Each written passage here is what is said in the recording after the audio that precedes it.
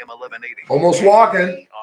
Watch this. Watch this. I'm Bill Robbins. The Kern County Sheriff's Office is warning residents about the latest ongoing phone scam where callers will impersonate KCSO staff. Reports are frequent suspecting residents demanding money. Residents say they received calls from someone from the Sheriff's Office saying that they missed jury duty, failed to appear in court, or ignored a subpoena. Payment is usually demanded in the form of Bitcoin gift cards. Calls are made using spoofing apps that display what looks like an actual KCSO phone number. A civil suit on behalf of the former chief sheriff's deputy has been settled. Kern County will pay Justin Fleeman $300,000 in the suit by the deputy who claimed he was fired because he challenged Donnie Youngblood in the 2018 election. After he lost the election, he was fired from his job. Fleeman went to court claiming wrongful termination. Fleeman will still be allowed a concealed carry permit, and he is receiving his nearly $90,000 pension. A Ridgecrest police officer has been arrested and charged with domestic abuse and Antonio injury Brown to was a like child. little crap. Detectives She's like arrived at the home and 37. saw an injury See to the ESPN? face. That See victim was ESPN in fired the Shannon time Sharp? of the alleged assault. Officer Oracani was Can you arrested and imagine? charged, but later bonded out of jail. Three suspects involved in the 2018 Chandler Court shooting case are being held without bond after pleading not guilty. You're the one who told me Shooting that. happened Yeah. 6 years ago. I was just telling Jared, I was like, Jeremy Littlejohn was shot and killed during a party on Chandler Court. 4 others were hurt. 29-year-old Tyrell Cheadle, 25-year-old Christopher Kenny, and 25-year-old Milo Sullivan were all there for their arraignment. I'm Bill Robbins in the KERN newsroom with news every half hour or when it breaks on News Talk 96.1 and AM 1180 KERN. What do you think, this is the Army where you shoot them a mile away? You gotta get up close like this. Little bing, you blow their brains all over your nice Ivy League suit. It's the Ralph Bailey Show on News Talk 96.1 and AM 1180 KERN. Now make sure you leave the house when you make the call. You understand me? You hear me? Call from an outside line. I mean it. Call in or text to 661-842-KERN. That's 661-842-5376. Listen live at KERNradio.com. Now, the host you've been waiting all day for. Live from the KERN studio, here's Ralph Bailey. Hi, everybody, and a very pleasant good afternoon to you, wherever you may be, however you may be listening, or however you may be viewing as subscribers on YouTube. It's the Ralph Bailey Show on News Talk 96.1 and AM 1180 KERN. We're streaming live at KERNradio.com. Chris Burdick producing the broadcast on this 30th day of July. My dear sainted widowed mother turns 83 tomorrow, and she doesn't want to do the show. I'm going to work on her tonight. I think I'm going to get her on. We got a busy broadcast on this Wednesday. Howard Marcus will join us at 4 o'clock, our sole guest. We've got more information on Shane Tamara, 27-year-old shooter, who now we almost definitely have a motive for the shooting. We'll unpack that a little bit. There's been a verdict in the protein shake trial. I haven't really been following this show-wise, but I've been following it privately. And this is a dentist who for 10 days was lacing his wife's protein drinks with arsenic. I'll explain why it only took 8 hours for the jury to bring him in guilty. And Kamala Harris has finally done something intelligent. As I'm sure you all know by now, we'll delve into that. And a couple of cases of gambling. It's got a couple of athletes in trouble and a former athlete in trouble. Gilbert Arenas, who once got into almost a gunfight in a locker room over a poker game, got busted in Encino for running a high-stakes poker game. And a couple of Cleveland Indians now have been popped for not throwing games, but now with these stats where you can literally bet on anything. Did you see this? Yeah, Class A and all that. Yes, Class A, Emmanuel Class A got popped. And how they set this up is just screaming for fixes. Yeah. You can literally bet, and I only found this out when I read the story, that you can literally bet on whether the first pitch will be a ball and a strike. The individual pitches is dumb. That's so incredibly ripe for throwing. That's why my father used to say never bet on boxing and horse racing, because all you got to do is get to one person. All you got to do is one person. Don't win. You're the 2-1 favorite. Don't win. You're big favorite in boxing. Don't win. Lay down. And so now they did some examination, and this guy was missing like first pitches, like some incredible percentage just to start the game. And they did some investigation, and they popped him along with Luis Ortiz, who had only done it 3 times. It only took him 3 pitches to figure that out. This guy was doing it 22 different times, and they popped him. And you know what that means, don't you? I mean, he's probably going to be suspended for a while, but A while? well, I mean, that's why I'm like, I don't know if you could really even prove these though. Well, if they've got the evidence, it's Pete Rose, dude. No, that's true. It's the first sign you see literally in every clubhouse in Major League Baseball. Yeah, they shut that down. Gambling, and you will be suspended for life. Yeah. These guys will never play. If they have the goods on these guys, they'll never play baseball again. Never play baseball again. And speaking of throwing away a career, Shannon Sharpe lost his job at the Entertainment Sports Programming Network, better known as ESPN, all over a 19-year-old OnlyFans that played him like a fiddle. Absolutely played him. She got close to him. They met at a gym. They went back and forth. She was smart enough, or conniving, I don't call it smart, but conniving enough to get him on tape, where, like I said, I always say, you can't fight your own voice. And she's got him on tape talking about, I'm going to choke you and all this nonsense. And then he ended up paying her $23 million. She's now, I think, 21. She was an OnlyFans girl, making chump change, enough to live a decent life. If you want to know the truth, those OnlyFans girls make a ton of money.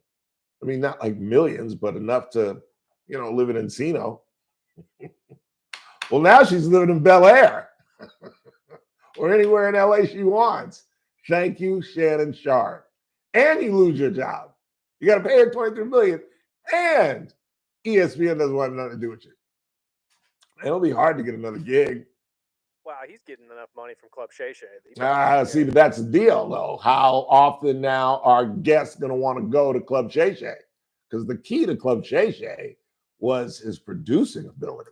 Yeah, his ability to get some unbelievable guests. That's absolutely true. And Cat Williams was it just broke the dam. Oh, yeah. It absolutely broke the dam, because now, and if you're not familiar with this, let me shut up. For those that don't watch Club Shay Shay, Cat Williams came on and basically disparaged every Black comedian out there. In fact, sometimes he'd have on comedians and they were like, man, I'm mad that he didn't talk about me, man. All these guys are getting likes and all kind of attention and blah, blah, blah. And so then what Sharpe did, which was smart, he would then have the comedians that Cat Williams dogged on the show to respond to what he said. He'd play a clip. Ralph Bailey's a no good son of a gun. He still owes me $10,000. And if I ever see him, I'm going to punch him right in the face. And then I'm sitting there and I would have to respond. It was brilliant. It was brilliant. It was one of the most successful podcasts on there. But now, do you really want to go on with some nitwit that was in his 50s trying to hit on a 19-year-old girl? I don't know.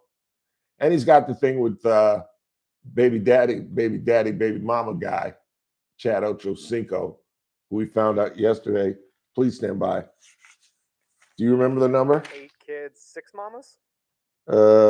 7 baby mama, 8 kids. Okay. Just think about that. I could not imagine. different women. You think he was in the room all 7 times? No. Hell to the nah. I bet he's over 7. I bet You really think so?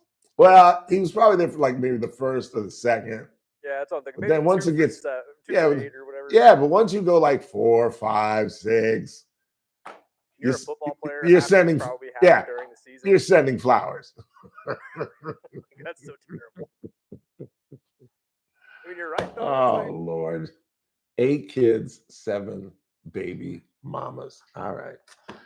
Anyway, all right, let's get going. Let's take a break. We'll come back and unpack the recent news in the New York shooting. There is a definite motive. I'm sure most of you have heard it by now. And we know more about the suicide note that was found on his person and also found at his Las Vegas home. Both allude to his belief that he had CTE from playing high school down in Southern California. He played in Santa Clarita and out in Granada Hills, out in the valley. Then at the bottom of the hour, if you haven't heard about it, the protein shake trial. A dentist whacked his wife using arsenic.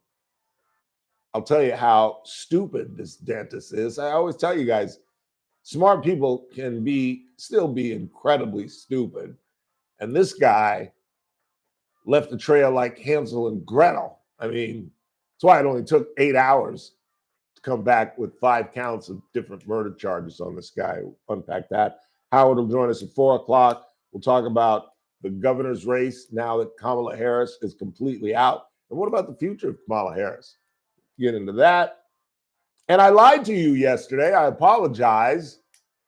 Tyler Glasnow pitched well for the Dodgers. We got a nice win in Cincinnati, taking the series. Game finale is tonight, and I'm telling the truth this time when I say Shohei Ohtani takes the bump in Game 3 of the 3-game set with the Cincinnati Reds. Just getting started on this hump day. It's the Ralph Bailey Show on News Talk 96.1 and AM 1180 KERN. We're streaming live at kernradio.com.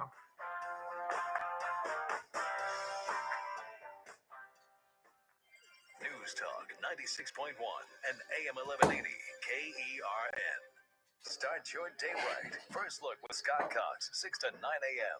On the Thursday edition of the First Look program, we'll talk mental health with our friend Dr. Corey Gonzalez. We've got more good news for local oil drilling folks. The tsunami that wasn't quite. We got news, we got traffic, we got weather. It's all happening 6 to 9 a.m. right here at News Talk 96.1 and AM 1180 KERN. First Look with Scott Cox, 6 to 9 a.m. News Talk 96.1 and AM 1180 KERN. Hey everybody, it's that man again, Ralph Bailey for Adaptive Network. You know, it's funny or coincidental that I'm talking to you about Adaptive Network because they literally just left our studios. That's right. We've teamed up with Adaptive Network because they are the best in town when it comes to IT. And, you know, the biggest mistake companies make with their IT is not having a plan. Like I've talked about, as a radio station, when our IT goes down, you hear nothing. So we can't just wait and say, oh, well, we'll call our IT guy the very next day. We have to have a plan. Disaster recovery, security policies, and compliance that all often get ignored. And they also talk about antivirus. Today's cyber threats need layered security, firewalls, endpoint protection, and monitoring. And that's why we've teamed up with Adaptive Network and why you should as well. Call them today at 241-0638. That's 241-0638. Adaptive Network, your IT partner in Bakersfield, making it simple, stable, and secure. Hey there. You hear that? Right? You don't. That's what it's like to order food for your workplace with EasyCater. No hold music while you wait to place your order. No tapping as you type in special dietary instructions or long, complicated searches for options in your budget. No crinkling of paper receipts. Just... Dang, these are some tasty sandwiches. EasyCater, the better way to order food for work. Order now at easycater.com. Most people have no idea there's an invisible gap in their home's protection. This invisible threat is house stealing. Con artists pick a house. They transfer the deed of this house into their name by obtaining the forms, using the fake IDs, and filing the paperwork with proper authorities. Now they own the home. Protect your home from this invisible gap. Check on your home's title right now at HomeTitleLock.com. Be sure to use promo code RADIO and they will send you a complete title scan of your home's title. And your first 30 days of triple lock title protection is free. HomeTitleLock.com. This is a special notice to U.S. taxpayers owing $10,000 or more to the IRS. Tax Relief Advocates is urgently notifying taxpayers that tax relief initiatives are now available that may significantly reduce or eliminate what you owe. If you're afraid of an IRS lien, levy, or wage garnishment, don't lose hope. You can now take advantage of these current relief programs to end all collections, reduce the amount you owe, and resolve your tax problem. Even if you have years of unfiled tax returns or are already in a payment plan, you may still qualify for significant relief. Struggling taxpayers can now get relief they need during these hard economic times. A hotline has been established by Tax Relief Advocates for you to call and see what you qualify for. They are A+ rated with the BBB and have over 1,000 5-star reviews. Don't wait. Call 800-575-7147. 800-575-7147. That's 800-575-7147 or simply visit TRA.com. Must qualify for enrollment. Results may vary. You're listening to The Ralph Bailey Show. Catch me weekday morning 6 to 9 a.m. on First Look with Scott Cox, News Talk 96.1 You're right. and I'm gonna break my neck. A little more love I have to give. A little more love that's devoted and true. 'Cause all I do is think about, all I do, oh baby, is think about you. Keep up that stand on one leg thing. We ain't gonna see you Friday. No, I'm almost walking if anybody cares. Although I am on 3 Tylenol. I woke up this morning, was hurt, and I immediately took 3 Tylenol. And then by like 10 o'clock, I was like almost walking. And I'm trying to stand on one foot, but I can't. I think I can hang on. See, that's what I'm saying. When I lose my balance, I can stand on one foot easily with my right foot. Oh, yeah. And I do this because it's a test of old age. Like at some point, you can't do that at an old age. I forget what the test is, but you have to be able to balance. And so when I turn to balance, you know what I'm saying? Let's see if we can do this. See, when I try to like balance it, I have to lean on one side and it'll hurt. But I have not heard from Dr. Hamel Kothari. If anybody runs into him at Luigi's or somewhere, tell him Ralph would love for him to call him and tell me about my blood test. I'm just saying. I don't understand how people can't return a text. Although I didn't return texts when I was feeling bad. A couple of people Friday when I was gone, a couple of dear friends texted me, and I was just like, I don't want to talk about this. I'm sorry. I didn't even answer it. I'm just a horrible human being. We know more about Shane Devon Tamora, the LA boy who's living in Vegas. You know, he's the son of an LA cop. It really starts to accentuate mental health is real. Let me put that again. Bailey on that, take 2. That was a horrible take. Take 2. The mental health issue is real. And if we don't deal with this, these type of mass shootings and these young men, women are doing fine. Women in terms of our society are doing extremely well. They dominate college. They dominate grad school. They're making their way in corporate America. But young men, we have lost. We've absolutely lost. And I almost played it, but I know you guys didn't want to hear it because it's Barack Obama and you don't want to hear anything that comes out of his pie hole. But Obama was on with his wife on her podcast with her brother, Craig Robinson. And they talked about that. And I even alluded to it because I thought it was ironic that the guy who absolutely eviscerated young black men for not supporting Kamala and insisted it was because they were narrow-minded and they're not ready for a woman being president, would go on and say that we're ignoring men, we're ignoring young men, we're ignoring their feelings.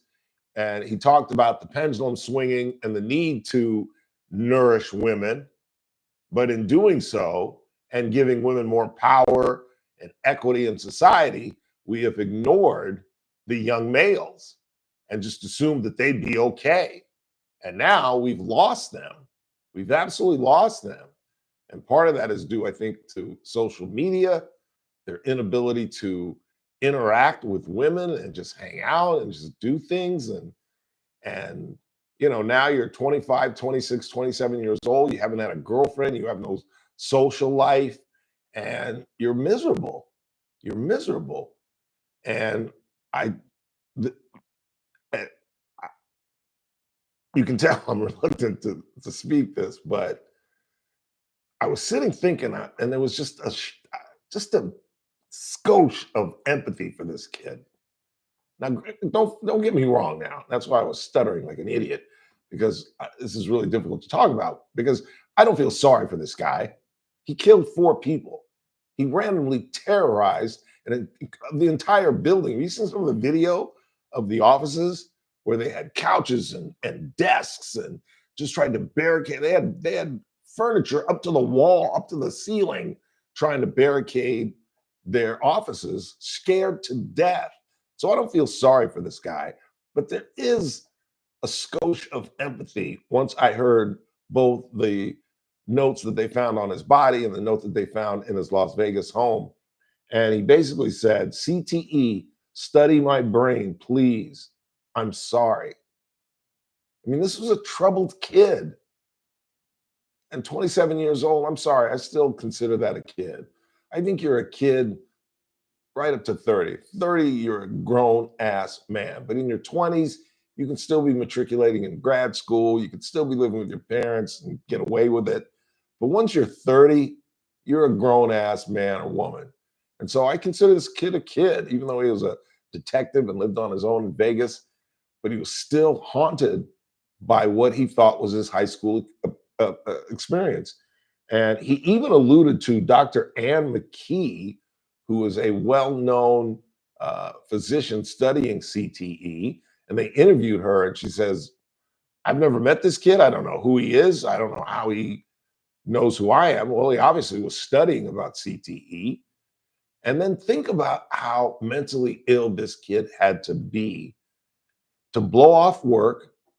That was the first sign. They were like, he didn't show up to work. He just jumps in his BMW and travels in 2 days from Las Vegas to New York, meaning he was hopped up on either, and we'll find out obviously in the autopsy, some sort of stimulant, or he's drinking Red Bulls nonstop. Because to make it to Vegas to New York in 2 days, you ain't sleeping. That's nonstop driving. And then went directly, didn't check into a hotel and kind of recoup or kind of get a strategy on how he was going to get into the building. He pulls up from coming off the freeway from Las Vegas, because by license plate, they monitored him from Vegas through Nebraska, through Colorado. I went out of sequence, but nevertheless, you know what I'm talking about. And drove right up to the building, double parked, left his car there filled with weapons that they found, took out his AR and walked up to the building and began shooting. And obviously, we now know the names of those that he killed. I think the saddest, I mean, they're all sad. Wesley LaPartna was a 43-year-old mom and wife. She was an executive on the 33rd floor. Julie Hyman was the 27-year-old woman who was hiding behind the pillar on the first floor. Alain Etienne was a security guard who hid behind the desk. And again, it's hard to rate, you know, how sad this. It's all sad.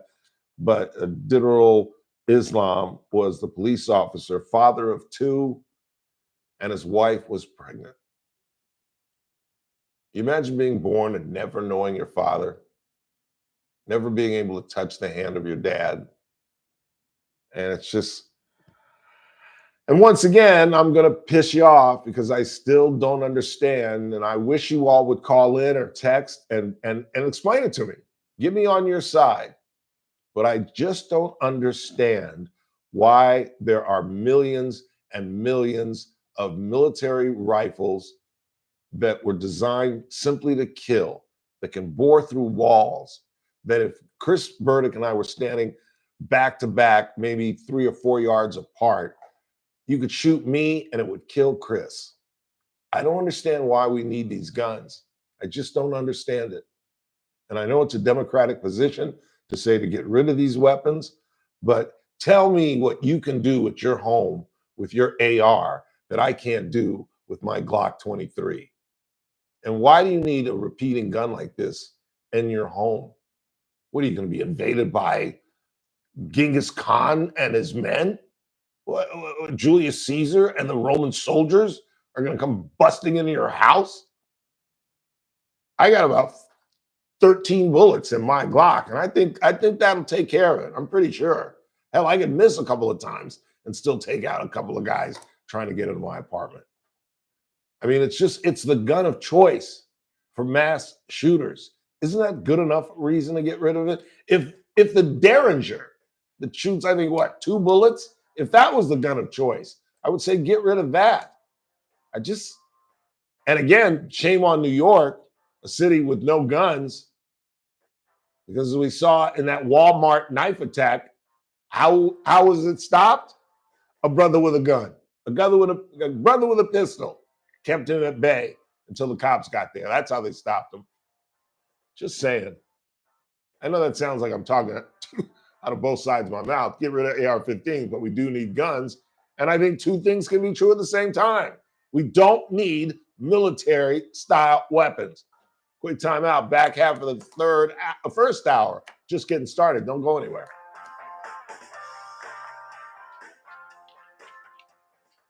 News Talk 96.1 and AM 1180 KERN. With SRN News, I'm Keith Peters in Washington. President Trump says the United States and India are still negotiating on trade despite new tariffs slated to begin in a few days. Trump told reporters Wednesday he'll see what happens. I'm going to take a lap. Says it's studying the implications. That's right. Of Trump's announcement he'll impose a 25% tariffs on goods from India, plus an additional import tax because of its purchase. No, you're going crazy. Trump intends to Oh, it is hot. Yeah. I know. Yeah. If I'm not back, come get me. Some areas of the U.S. are being canceled as concerns about devastating damage faded in Japan and along the U.S. Pacific coast. New alerts in South America forced evacuations and closed beaches. On Wall Street, the Dow down by 171 points. More details at srnnews.com. News Talk 96.1 and AM 1180 KERN. From the KERN Newsroom, your live and local news update on News Talk 96.1 and AM 1180 KERN. I'm Bill Robbins. The driver in crashes that left 2 people dead had a blood alcohol content over 4 times the legal limit. Reginald Mullen Jr. had a blood alcohol level of 0.30%. He drove the SUV that reportedly hit a pedestrian on Baker Street and then later crashed into a minivan. Mullen is charged with 2 counts of second-degree murder, 2 counts of gross vehicular manslaughter while intoxicated, DUI, and other offenses. Mullen has a preliminary hearing next month. He's being held without bail. A suspected burglar who broke into a home in Taft and was shot by the homeowner has died. Felix Valasenor Cortez died at Kern Medical. Deputies say he charged that the homeowner and the homeowner opened fire. I'm Bill Robbins in the KERN Newsroom with news every half hour or when it breaks on News Talk 96.1 and AM 1180 KERN. It's that man again, Ralph Bailey for Sangera Subaru. Good news, the 2025 Subaru Solterra finally here. And the 2025 Subaru Solterra is an IIHS Top Safety Pick Plus. And right now, you can lease a brand new 2025 Solterra Premium SST for just $299 a month for 36 months and 0 due at signing. That's right, nothing but your John Hancock on a brand new EV. Subaru Solterra comes standard with symmetrical all-wheel drive. So go test drive the new Solterra at Sangera Subaru. And of course, just ask my good friends Damon Culbertson and Hassan Levy about all the great Subaru vehicles for 2025. Sangera Subaru, located at 5500 Gasoline Alley Drive in the Bakersfield Auto Mall, or 24/7 at sangerasubaru.com. Sangera Subaru, paving the way for a better community. Through July 25, lease a 2025 Solterra Premium SST for $299 a month on a 36-month lease. 0 due at lease signing plus tax and license. 0 security deposit. 7,500 mile year limit. 15 cent per mile overage. MSRP $41,656. VIN number SA-095326. Model code SED-11. On the Thursday Armstrong and Getty show, the king of the fact checkers has resigned. We will tell you about his incredibly imperfect record, plus why is Canada murdering hundreds. That wasn't too bad. We've got the August 1st I got through it. looming, and also that deadline with I was Russia. still kinda- Check in on both of those, or if they get modified, as often happens on the next Armstrong. I just want to be able to play Sunday. That's all. Yeah, but if you push it too hard, you're not going to be able to. Yeah, that's true too. I'm JR Flores. Catch my show, The JR Show, weekdays at 2 p.m. Now, back to The Ralph Bailey Show on News Talk 96.1 and AM 1180 KERN.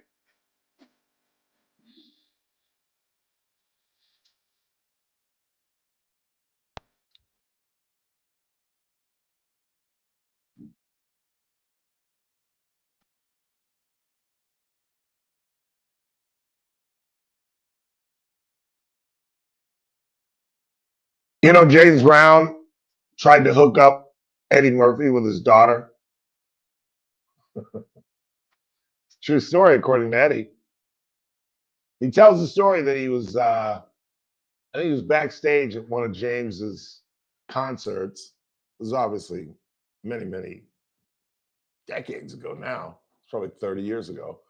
And he said James wanted him to play him in his biography.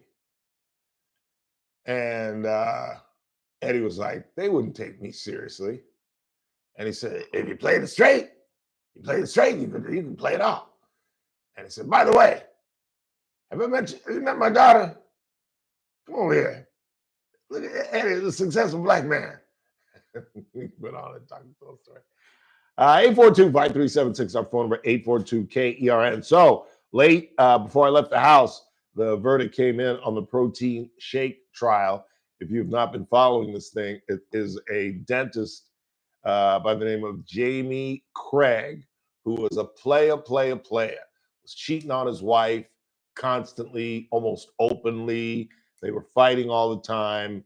And this guy was, over a 10-day period, not only was he pouring cyanide in her protein shake, that's why it was called the protein shake trial, but he also, I almost said allegedly, no, it ain't allegedly anymore. He absolutely put drugs in her IV in her hospital. And do you know how the verdict came in 8 hours? And this is why I always say smart people can be stupid. Like, instead of getting an encyclopedia or looking it up at the local library, my man did Google searches on, these are the direct questions that the jury was presented. He was looking up how many grams will kill a human being. Come on, man. That's funny. That's pretty funny. You kill your wife and you look up how many grams of pure arsenic will kill a human being, and you're a dentist, you're a scientist, you're a physician, you're a doctor, you've been to med school, you've gone to college, you graduated from high school, and you don't think that when the trial comes up, they're going to check your phone? That really never dawned on him, because that's not where he stopped. He went on to ask, is arsenic detectable in an autopsy? Oh, come on, man. At that point, you want to be caught. And there's an old prison thinking that most criminals do want to be caught. Well, I think those are low-level criminals. I don't think those are rich dentists who are trying to bump off their wife so they can go out and get some strange without having to sneak in the house. Good googly moogly. How could you be that stupid? Don't you? Let me tell you something for you future criminals. The first thing they're going to examine is your phone. That's the very first thing they're going to look at. Who you were texting, what you were looking up. It's how Karen Reed got off in the Reed deal. That group of that family and their little outsiders, they were looking up stuff like how long does it take for somebody to freeze? Remember the Karen Reed trial? The police officer that got allegedly ran over by his girlfriend. And then really it was a conspiracy among the people that the guy died, actually, in my opinion now, in the house, the police officer, because they altered the brake light, which was, game, set, match. They had literally a picture of the brake light intact. And then after it was in police custody, it was broken. And they mysteriously found the brake light in the snow, despite not finding it the first 48 hours of the investigation. You want to say something? I was going to say, didn't we have something local where a guy looked up like how to properly disintegrate someone's body in acid too? Like we had something similar to that. I don't remember that. I remember that. I thought that was like the Bakersfield 3 thing or something. Oh, was that part of that? I never really got into that. I can't remember exactly which one it was, but I swear we had something just about a year ago where someone got busted for killing somebody and tried to dissolve their body in acid and looked it up online too. I mean, it's just redonkulous. And he absolutely acted like a guilty man. Look at JR in his pink jacket. He takes the whole wearing pink thing on Wednesdays to a whole nother He level. really does. And I only have 2 pink shirts, so I can't jump in. Yeah, I told him the same thing. I don't even know if I have a pink shirt. I have a pink polo and I have a pink dress polo, but I'm not wearing that.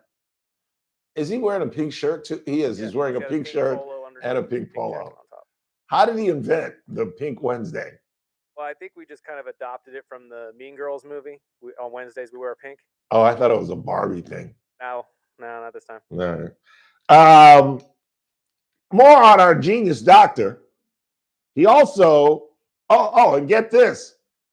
He has 6 kids. 2 of his daughters testified against him. Dude, he had to be sitting there like, can't we cop a plea? Can't we just end the trial and cop a plea? Maybe give me 25 years. No, now, and it happened in Colorado. So there is no death penalty in the state of Colorado. So he's just going to rot away in prison. But he had 2 of his daughters testify against him, and he acted guilty. One of the first things he insisted was he didn't want an autopsy. And his reasoning was, and it's true, they really, one of the first things they do is take shears and like split your sternum and crack everything open. And it is pretty gruesome. It really, really is. And that was his reasoning. I don't want my wife to go out like that. Let's just put her to bed. And they were like, no, we don't examine this. And his defense was that she committed suicide. Now, who takes arsenic to commit suicide? And who does it on a slow roll? Like maybe you fill your tea up one day and just down it if you really want to kill yourself. But who does it on a 10-day period? And the fact that they found poison in the IV, I'm shocked it took him 8 hours. I really am. This guy is an absolute nightmare and got what he deserved. Really did. And they were married for 23 years. Why not just divorce him? And they said that his reasoning for his divorce, he didn't want to ruin his reputation. It's like, really? I don't think that ruins your reputation anymore. Half the country is divorced. I know like maybe 4 or 5 couples. The Mings, the Valprados, the Zucchinis that have stayed married their whole lives. But half the country's divorced. Everybody's got stepkids. Everybody's got an ex-husband or wife. Are you kidding me? And let me tell you something. You absolutely cannot kill somebody in the 21st century and get away with it. Just can't happen. Just cannot happen. With DNA, I told you about the Hillis case. Remember the Hillis case? Chris Hillis murdered Steve Towser. And by the way, whenever I tell the story, I always remind you guys, I actually met Chris Hillis. I broke that story. I really did. I was the news director for Clear Channel Radio, and I was at a barbecue at Larry Laverne Field's house. Local father, deputy district attorney, and overall good egg, and formerly Ralph Bailey's personal attorney. Got me in a lot of trouble, boy. I'll tell you that. And when he was married to Lois Henry, as I always mention, but actually it's relevant in this term, they used to have barbecues all the time. Do venison. It's the first time I ever had venison. It was at Larry Field's backyard. And he had a bunch of deputies over, and they were talking about the Towser case. And it hadn't concluded yet. And they were talking about, boy, did we get lucky. When he perspired on that knife, that's how we found out the DNA. So we linked it to Hillis. And I was like, say what? And they're like, yeah. And I said, can I say that on the radio on Monday? And they're like, yeah, go ahead. Just don't bring our names into it. And I was like, solid. And that's when John Pelio started to hate me, because I ran with that story. I was working for KGT 970 radio, which was part of Clear Channel. And our sister station was KGT television station. In fact, several months later, Jeff Lamucci and I would do a 2-man news interview show in the KG2 studios. We did it on the top floor in one of their empty room studios. Do you come with us on the Children's Miracle Network? It's a gargantuan building. I mean, we were in the back, top second floor in the back near the parking lot exit. And totally forgot where I was going with this. What was I talking about, Chris? We're talking about the Steve Towser case. Oh, the Towser case. Thank you. And so I run with this story, and Pelios is like, who are your sources? How do you know this? And I'm like, I'm not telling you bupkis. I'll tell Sandy Gamlin, my general manager. I'll tell Don Christie, my operations manager, but I don't answer to you. And Pelios's head exploded. And he said, well, let me tell you something. I'm the news director, even for the radio station. They may give you this title, but I'm the news director. You have to answer to me. And I looked at Sandy, and Sandy was like, no. And I was like, they were mad that this radio nitwit broke one of the biggest stories. Anyway, the point being, they busted Hillis because he perspired on the knife that he killed Steve Towser with. You cannot get away with murdering somebody you know. Now, perhaps random murder, you don't know the person, maybe you can get away with that, but you're still going to leave some DNA. Kohlberger, the knife sheath, that's how they got him. Just the knife sheath alone, and he forgot. And the other thing is, something's always going to go wrong. You know, these murderers or criminals or even bank robbers, they plan it out, but they never plan out that something's going to go wrong. And what's your different strategy? You know, OJ leaving the glove. I don't think he left the glove. I think that glove was planted. I think that glove was absolutely planted. I think he left it at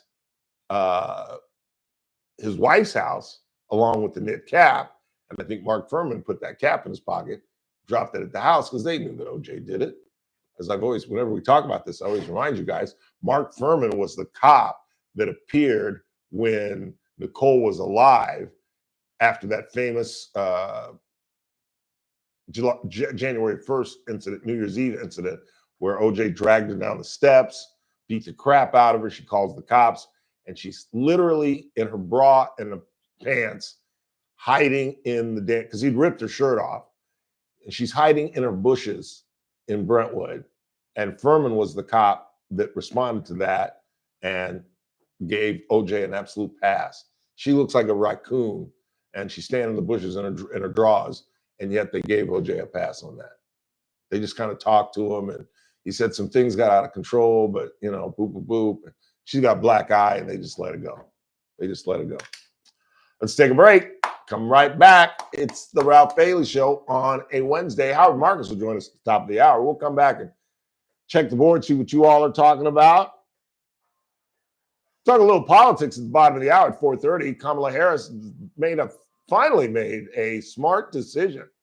She is not running for governor. We'll go through the candidates that are left because now this becomes a really interesting race. I'll explain why Kamala made the right decision and how if she thinks she's eyeballing 28, she's SOL. I think she's walking away from public life. I think she's finally realized I'm not a very good candidate. I'm really not. And I think sometimes people like that, particularly in the stage of life that she's in as a woman, she's like 60 years old. And I think watching Michelle Obama live her best life, like I got enough money to go do whatever the hell I want. Why would I want to throw myself back inside the Beltway and back inside campaigning again? Because campaigning is not on a national level for the presidency. That is not fun. It really, really isn't. It's taxing. And there also happens to be somebody from California who wants to be president. And I don't remember ever, and feel free to type me up, but I can't remember ever two candidates running for the nomination out of the same state. I kind of went back and forth and tried to, I was trying to think Texas, because if it was going to happen, it'd be either Texas, Florida. Well, I guess Florida. I just answered my own question. DeSantis and Trump. Technically, he's from Florida, right? Trump? Oh, he's really from New Jersey. Colorado, Yeah. I guess that's home. One Yeah. of the main talking points was if DeSantis did join him, they were from the same state. And he could not be on the same ticket. Right. If DeSantis lost, Trump could not select him Then they were saying as a vice presidential candidate. Trump was going to choose New York over Florida because of that. As his home. That's what I'm saying. That's why I was like, I wasn't sure because is it New York? Is it New Jersey? What is his home state? Where did he vote? Do you remember where he voted? I think they vote in Florida. New York. They do vote in New York. Yeah, he's in New York. All right. Well, once again, see, there's never, if you got one, I want to hear it. Two presidential nominees come from the same state. Because we know Newsom's running. You know, he's just in South Carolina a couple weeks ago. That's like going to Iowa. Because remember, the Democrats have shifted because of Uncle Fluffy weekend at Bernie's. They knew he couldn't win in Iowa, so they shifted it to South Carolina. And that's why Clyburn could negotiate getting a black vice president and a black Supreme Court justice. Quick break. We'll check the board when we come back. 842-5376, our phone number, 842-KERN. It's TRBS on a Wednesday. Don't go anywhere. News Talk 96.1 and AM 1180 KERN. It's the JR Show. So Assemblywoman Dr. Jasmine Baines decides Hey, Tabitha! means her seat is open. And wouldn't you know it, Mr. Never Nothing. Ooh, you look cute. Nice. It's Pink Day. Did you wear that on purpose? Everybody's hip to this? I only have 2 pink shirts.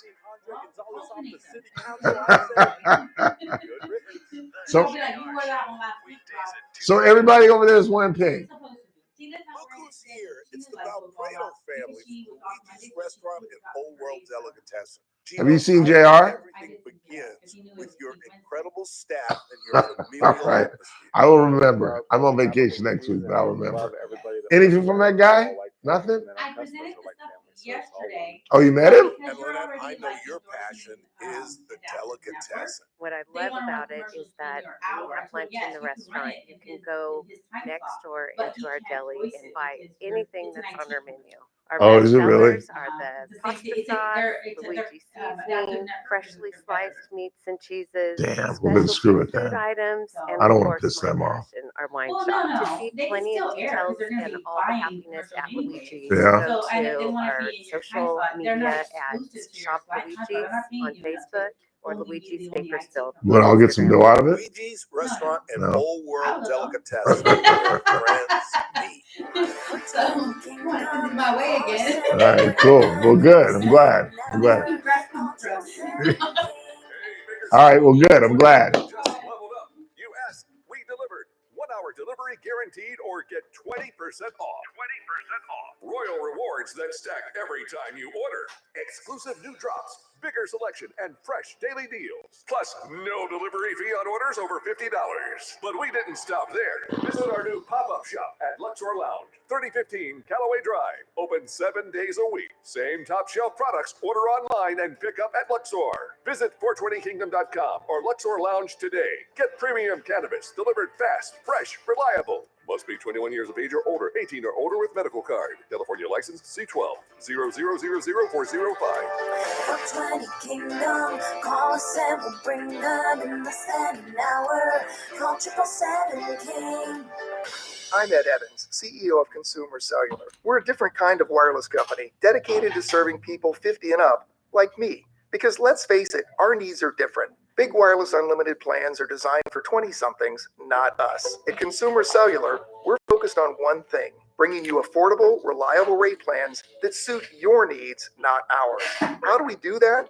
We start by using the same towers as the big guys, the exact same towers. We then create rate plans designed for your usage. The fact is, we can offer you an unlimited plan with the same network quality for less because we understand how you use wireless services. Our plans start at just $20 a month. And forget trying to chat with robots. You'll get 100% US-based award-winning customer service when you need help. Come find out how wireless should be and join the millions who've made the switch. Call 1-888-FREEDOM or visit consumercellular.com/facts. Plans include $5 credit for auto pay and e-billing. See site for additional facts. The Charlie Kirk Show, weekdays at 6 p.m. on News Talk 96.1 and AM 1180 KERN.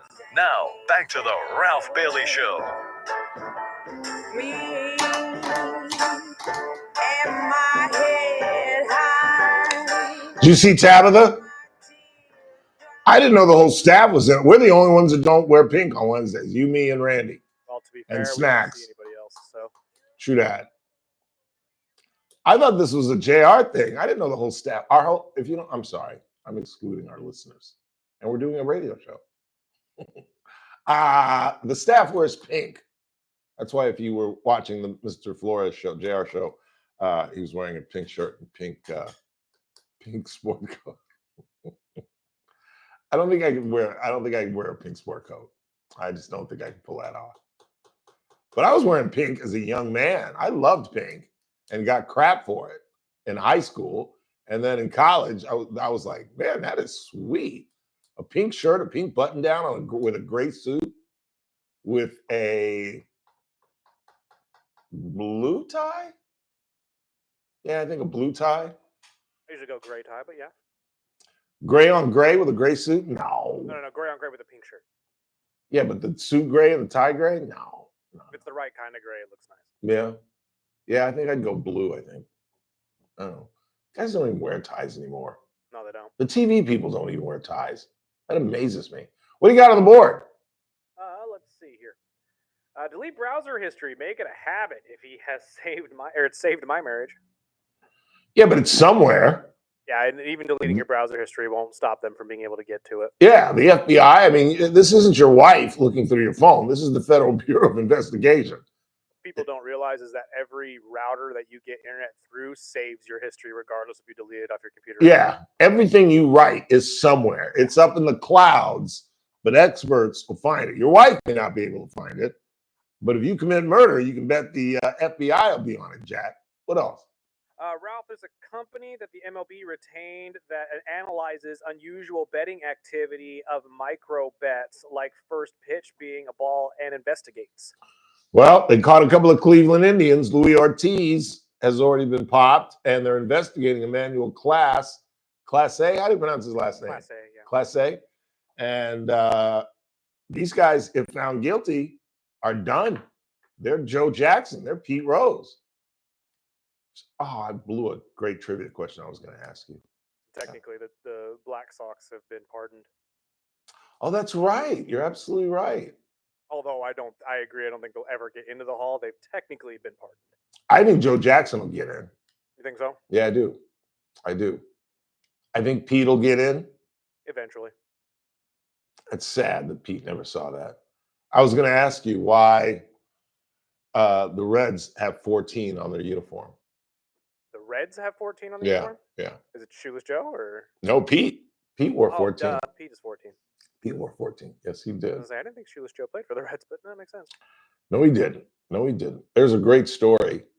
Allegedly, Ty Cobb is traveling in Georgia, or no, in South Carolina. That's where Joe Jackson was from. And he stops in a liquor store, and it's Joe Jackson's liquor store. And he buys a bottle of bourbon, and Jackson says nothing to him. And Cobb says, Joe, you don't remember me? And Jackson goes, I remember you.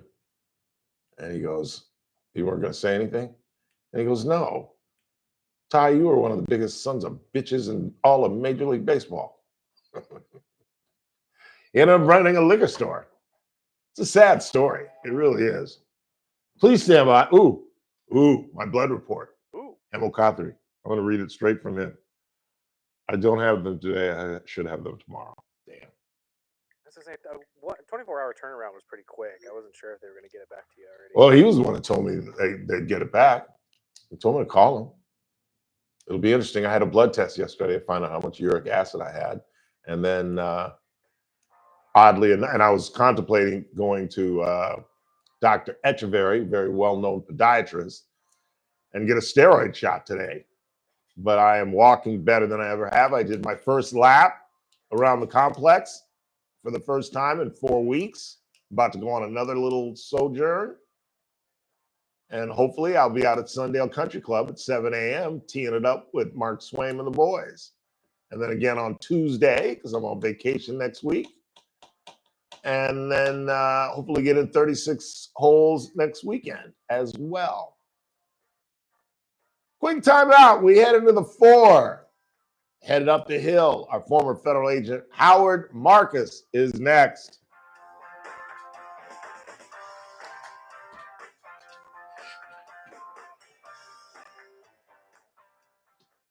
This is AM 1180 KERN Green Acres. This is 96.1 FM Bakersfield. Online at KERNradio.com. Breaking news this hour from townhall.com. I'm Steve Peters in Washington. About the what? Reaction setting in on the Billy's federal going all in, baby. Short-term interest. Durant is fucking huge. Well, I was just wondering. I was like, they stole it for him, but I realized he's 27 although the Fed decided against cutting its What 200? What are you talking there about? were signs of splits in Oh, the money? No, I didn't call. God damn it. I didn't call. Because I know what it is. I think, were you the one that told me they probably booked me in January when I didn't have insurance? I bet that's what it is. Because it was a November appointment. And I bet that's what it is. I bet they finally billed me. Because remember, there was that month I didn't have insurance. And, yeah, because I have never paid a dime. You pay your 20. That number sounds like a generic visit with no insurance. And I told you that's what the girl that took my blood, the black girl that took my blood said. Yeah. Yeah, I forgot. I was supposed to today. Yesterday's announcement by Britain's leader to give recognition to a Palestinian state unless a ceasefire is reached in Gaza. BBC correspondent Paul Adams reports. The government will have expected plenty of pushback at home and abroad, and so it has proved. Israel's Prime Minister Benjamin Netanyahu said Sir Keir Starmer had rewarded Hamas's monstrous terrorism and punished its victims.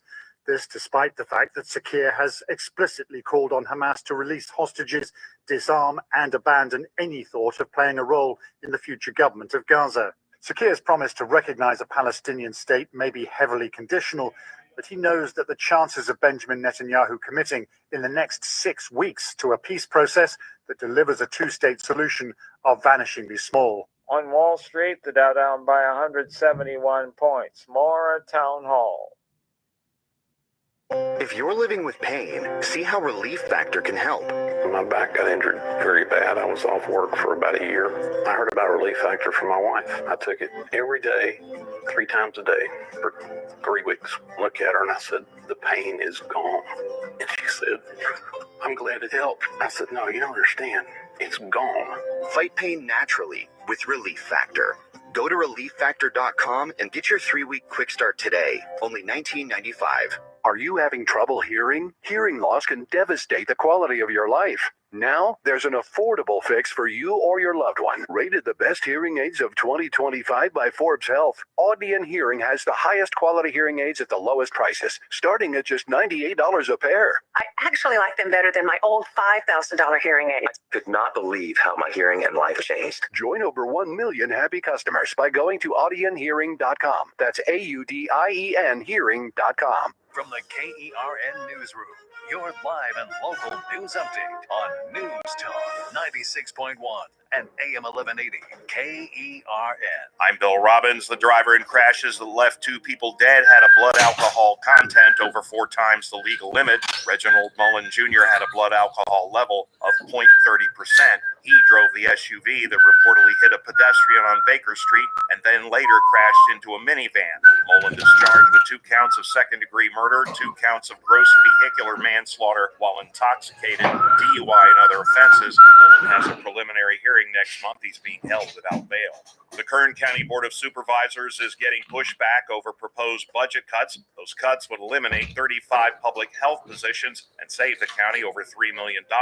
Assemblywoman Dr. Jasmine Baines is urging the board to reconsider. She points out that Kern County faces higher rates of teen pregnancy, STDs, obesity, diabetes, and heart disease than the rest of the state, and the cuts will make it worse. As part of the cuts, the Shafter Clinic will have to close. Arvin residents are protesting the departure of their police chief. They protested at City Hall after learning that Chief Alex Galzapor's contract had not been renewed despite nearly 15 years with the department. Community members were at City Hall Monday morning chanting, "Bring back the chief." Galzapor admitted to being caught off guard by the decision. He said that he and city manager Jeff Jones had discussed extending his contract, but says that instead he received an email from Jones saying the city was opting for a change in direction.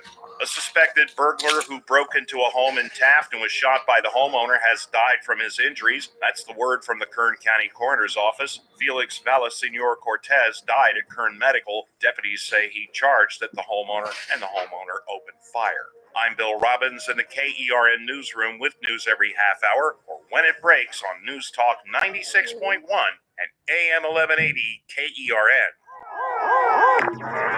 What do you think, this is the Army where you shoot them a mile away? You gotta get up close like this. Bada bing, you blow their brains all over your nice Ivy League suit. It's the Ralph Bailey Show on News Talk 96.1 and AM 1180 KERN. Now make sure you leave the house when you make the call. You understand me? You hear me? Call from an outside line. I mean it. Call in or text to 661-842-KERN. That's 661-842-5376. Listen live at KERNradio.com. Now, the host you've been waiting all day for. Live from the KERN studio, here's Ralph Bailey. Hour 2 of the broadcast on this Wednesday, 30th day of July. It's the Ralph Bailey Show on News Talk 96.1 and AM 1180 KERN. We're streaming live at kernradio.com. By the hour, we'll examine the gubernatorial race now that, for some, the favorite has dropped out. Kamala Harris finally has made an intelligent decision and has chosen not to throw her hat in the ring. She told everyone she was going to wait until the end of the summer, and she damn near did. Because if she was going to run, she would have been the first to announce to try to scare off the field. But I think she knew she couldn't, and I think she knew she couldn't win. We'll examine that again. We'll talk a little baseball. A couple of Cleveland Indians are facing permanent banning after getting caught, or at least being accused of cheating.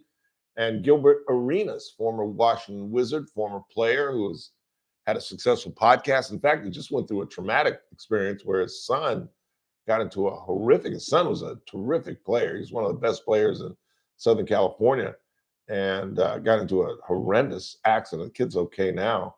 I don't know, is he good enough to play? Well, he was, but then he actually had an ACL tear, so he's not playing all year. This has been a very bad summer for the Arenas. Yeah, no kidding.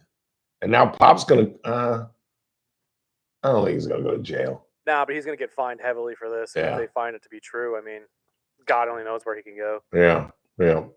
And the Dodgers wrap up a 3-game series with the Reds. They've won the series. They won the first 2. And Shohei Ohtani takes the bump tonight. In fact, the game is about to start in a minute now. So no numbers, no anything, because I'm DVRing it, and that's my only TV tonight. Because last night was Love and Hip Hop Atlanta. Oh, so good, so good, so good. Trashy, but good. That is my intellectual, what do you call it? My intellectual downfall. That Love After Lockup. It's a Wednesday. Time to head up the hill. Miller once said, ain't that a kick in the head? The room was completely black. I hugged her and she hugged back. As the fellow said, quote, ain't that a hole in the bone? Howard Marcus, what's really going on? Savannah Banana. What? What a howl. That's, you talk about baseball. Yeah. I was stunned. They were in a huge, they were huge. The venue, I don't remember the venue, to be honest. It was on CW. It was completely sold out. And Really? 50,000 people. I was stunned. I really was. Chris brought this up yesterday. What's their shtick? Why are they so popular? They've made it, every game is exciting because they eliminated all the long, boring stuff. No bunting. They have all these funny rules you have to do.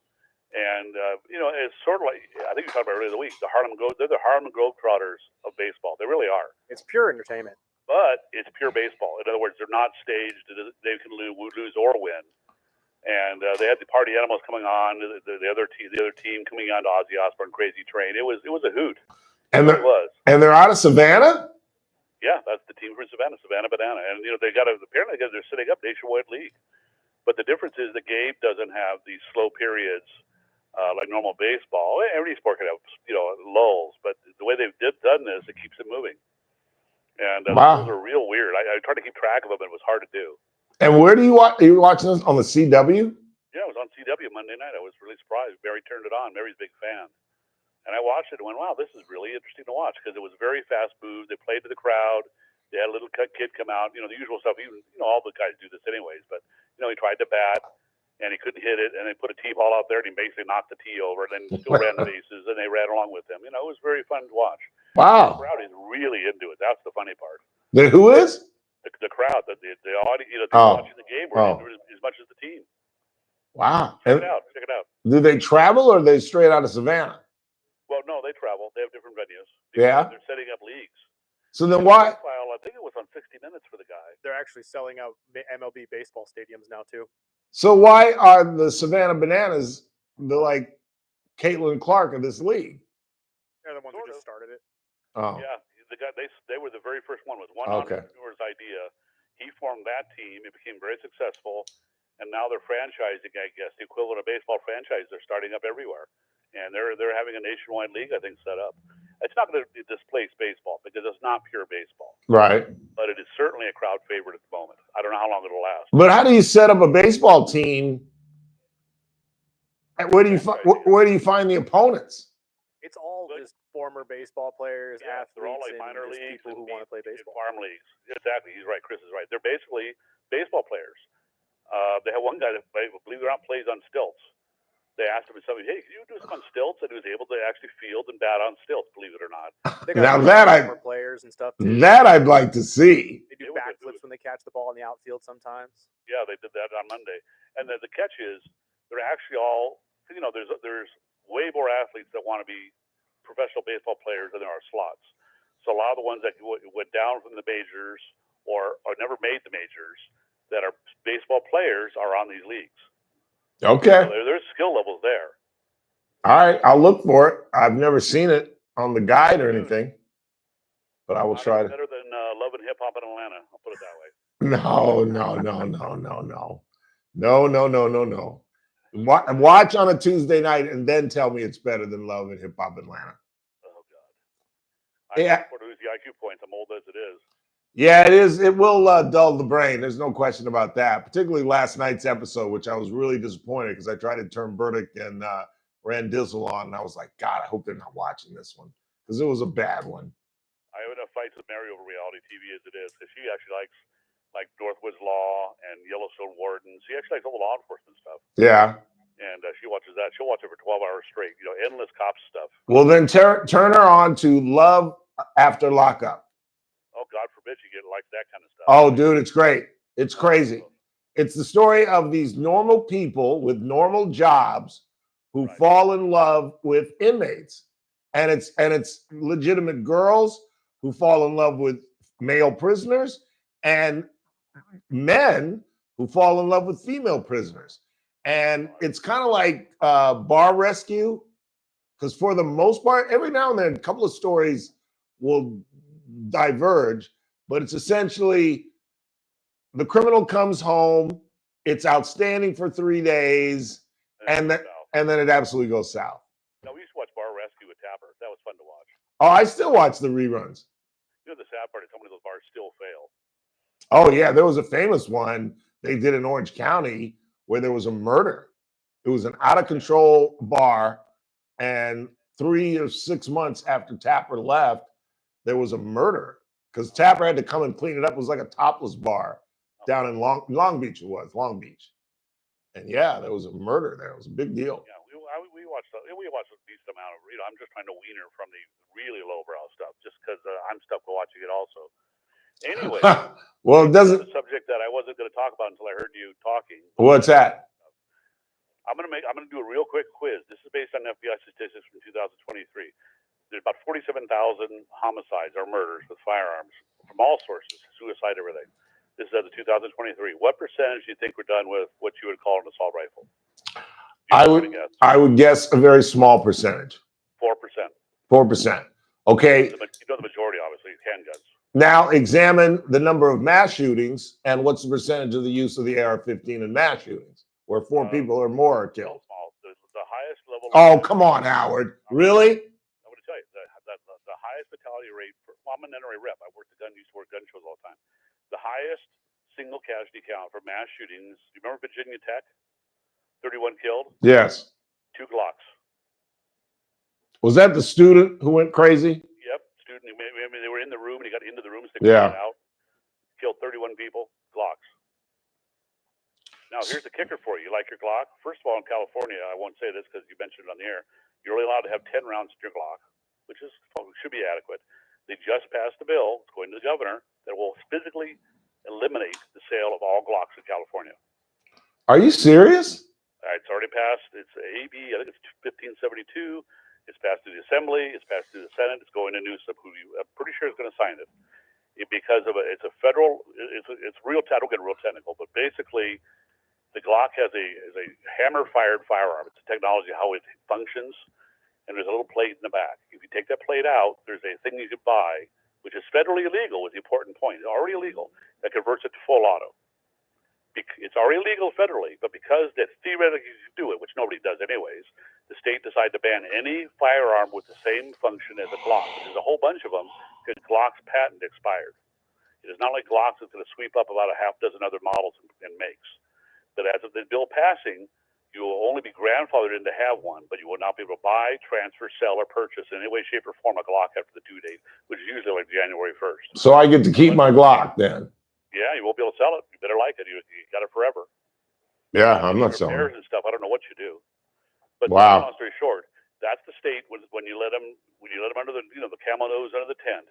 You know, New York had a bill that was passed in Connecticut to limit you to 6 rounds in any firearm, including semi-autos. How is that going to work? Yeah, that's crazy. So that's the problem with gun control. When you think about it, it's the evil, we call it EBR, it's evil black rifle. It's all cosmetic imagery. And I don't want to wheel a podium out and bore the audience, but there was a reason for the caliber firearm in the AR-15s, the 223. It wasn't to be lethal.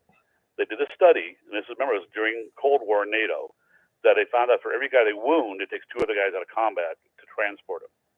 So they went from a very much more lethal 30-06 round in World War II in the Garand and the 308 in the M1A to the 223 bullet. It's a 22 caliber bullet.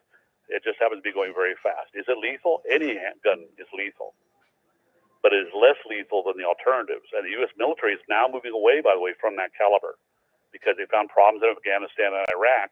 The lethality was very much compromised based on the range and distance that you're shooting in those kind of terrains. They had to actually haul the old firearms out of storage, the old M1As, and they're now going to other calibers. Which, well, again, I won't go into. It's boring, but 300 Blackout, 6-point Creedmoor, a bunch of these other calibers that can at least use the same magazine size, but they're much more lethal than a 223. And if I shoot you with the 223, it won't go through you and kill Chris. It'll create hydrostatic shock and make a horrible wound to you, but it really won't overpenetrate because it's literally only a 55 grain bullet on average.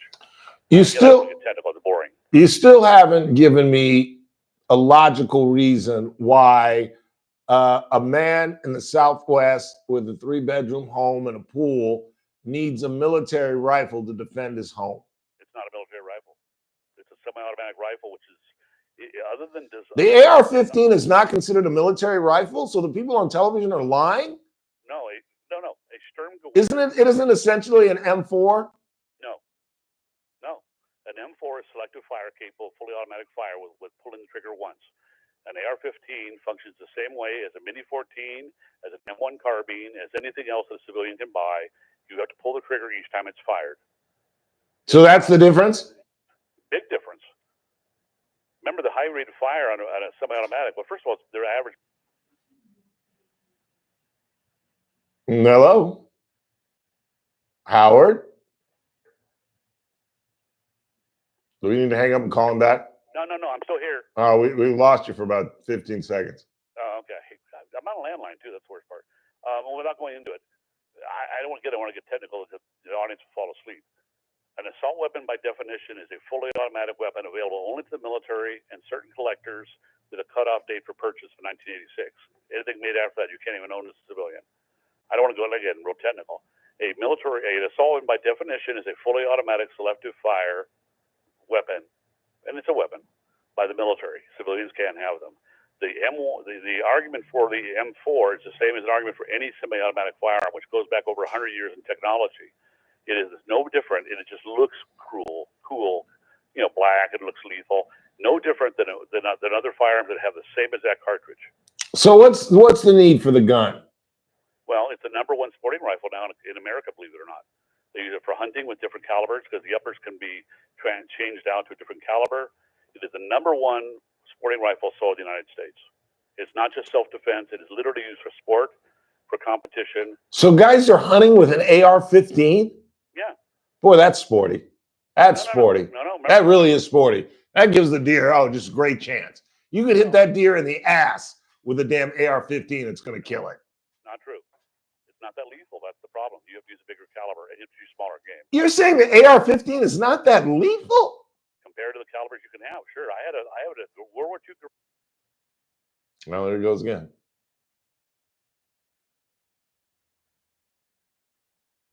What's going on my phone? I don't know. Oh no, it's not you. It's me. We know that. Yeah, I know it's not good. I had a World War II Garand, which I would shoot in competition. It has twice the distance and 3 or 4 times the lethality, and that's the one they used in World War II. Are you saying that if I research the last dozen mass shootings, you'll find that? Handguns, yeah. Oh, come on, Howard! Are you serious? If you consider mass shooting as what they consider mass shooting, 4 or more. 4 or more, most of them. Because remember, all the deaths. I just told you the numbers of all the deaths, which counts mass shootings. 47,000, 96% were other than ARs. Just the math. They're handguns. The handgun is the most commonly used weapon. Imagine if you're in Chicago and you're a gangbanger, are you going to walk down the street with an AR over your shoulder, or are you going to have what are you going to have in your pocket? I'm talking about random mass shootings.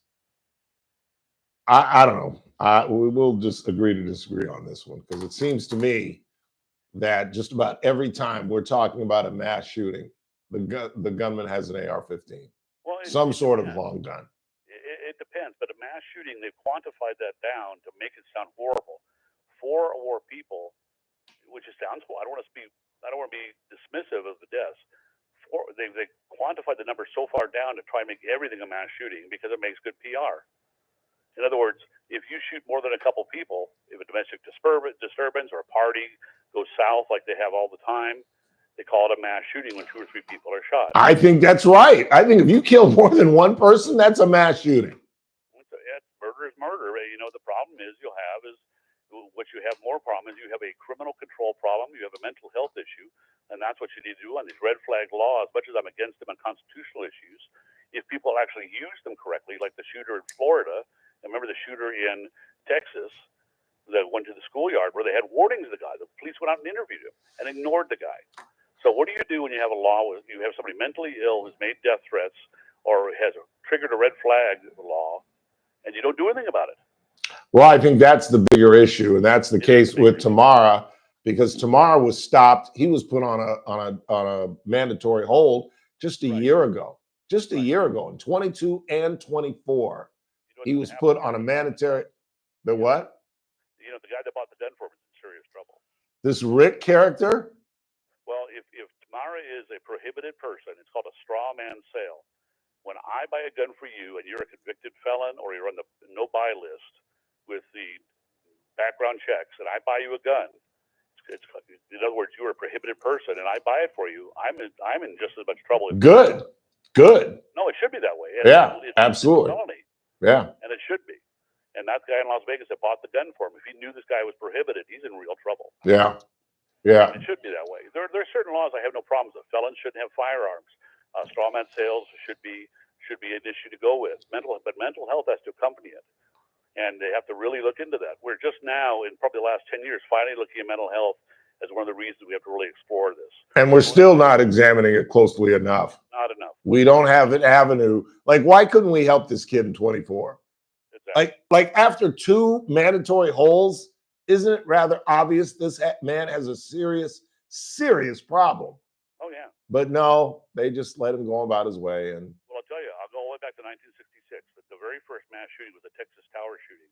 The guy knew he was mentally ill, left a note asking his brain to be examined. That was the first time that was asked for. the University of Texas shooter? Yeah, the one in the Texas Tower. He had abnormalities in his brain when they did the autopsy Wow. 60 years ago. And I think they're going to find that out about this guy as well. I wouldn't be surprised. That's tragic if it is. Yeah. Preventable then. Yep, absolutely. Absolutely. Have you made up your mind about next Wednesday? You haven't even thought about it, have you? No. I'm attorney to call me back. I've got a big, real issue which I'll talk to you about off the air. So you're not available Wednesday? I don't think so. Very good. All right, man. Have a great weekend. Wrap to you in a couple of weeks. Okay, guys. All right, man. Take care. Howard Marcus. Quick timeout. Not a lot of time. Bottom of the hour. Headed to the 4:30 half hour. It's the Ralph Bailey Show. News Talk 96.1, AM 1180, KRN. We're streaming live at kernradio.com. News Talk 96.1 and AM 1180 KERN. Start your day right. First Look with Scott Cox, 6 to 9 a.m. On the Thursday edition of the First Look program, we'll talk mental health with our friend Dr. Corey Gonzalez. We've got more good news for local oil drilling folks. The tsunami that wasn't quite. We got news, we got traffic, we got weather. It's all happening 6 to 9 a.m. right here at News Talk 96.1 and AM 1180 KERN. First Look with Scott Cox, 6 to 9 a.m. News Talk 96.1 and AM 1180 KERN. This is a special notice to U.S. taxpayers owing $10,000 or more to the IRS. Tax Relief Advocates is urgently notifying taxpayers that tax relief initiatives are now available that may significantly reduce or eliminate what you owe. If you're afraid of an IRS lien, levy, or wage garnishment, don't lose hope. You can now take advantage of these current relief programs to end all collections, reduce the amount you owe, and resolve your tax problem. Even if you have years of unfiled tax returns or are already in a payment plan, you may still qualify for significant relief. Struggling taxpayers can now get relief they need during these hard economic times. A hotline has been established by Tax Relief Advocates for you to call and see what you qualify for. They are A+ rated with the BBB and have over 1,000 5-star reviews. Don't wait. Call 800-575-7147. 800-575-7147. That's 800-575-7147 or simply visit TRA.com. Must qualify for enrollment. Results may vary. Carpet Outlet Plus. Every day is sale day. No one can beat us, no one can touch us. You won't find better prices. Shop and compare, we don't care. Take a look our way and come into Carpet Outlet Plus. Every day is sale day. Oh Oh no, Dad, I spilled juice on the carpet. Don't worry, Kel. We have stain-resistant carpet from Carpet Outlet Plus. Dad, look, he dumped his water bowl all over the new floors. Everything is fine with brand new waterproof floors from Carpet Outlet Plus. You can find everything you need for family-proof floor at Bakersfield's best flooring store. Now offering 1 year, no-interest financing. Carpet Outlet Plus, 3.5 blocks west of 99 on Rosedale Highway. Carpet Outlet Plus. Every day is sale day. The Armstrong and Getty Show, weekdays noon to 2 on News Talk 96.1 and AM 1180 KERN. Now, back to the Ralph Bailey Show.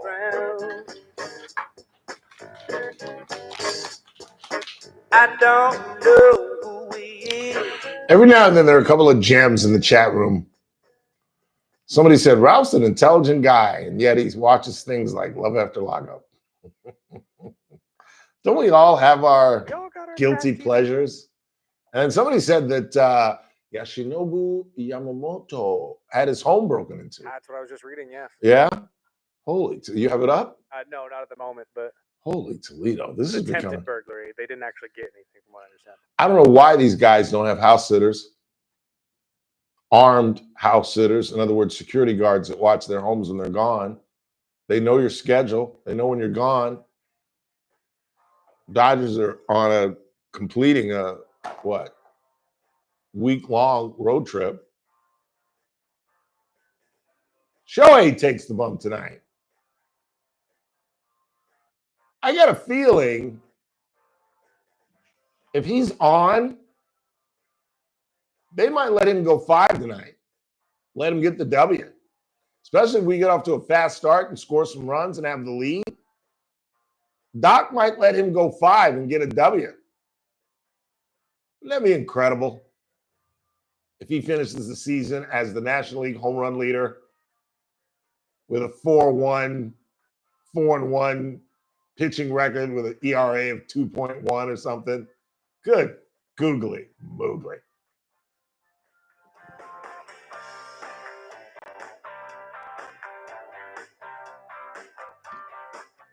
News Talk 96.1 and AM 1180 KERN.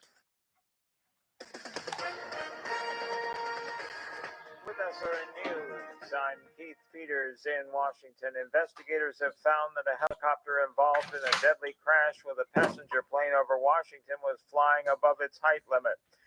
The helicopter's altitude measuring instrument was also inaccurate. These findings were revealed during the first day of National Transportation Safety Board hearings.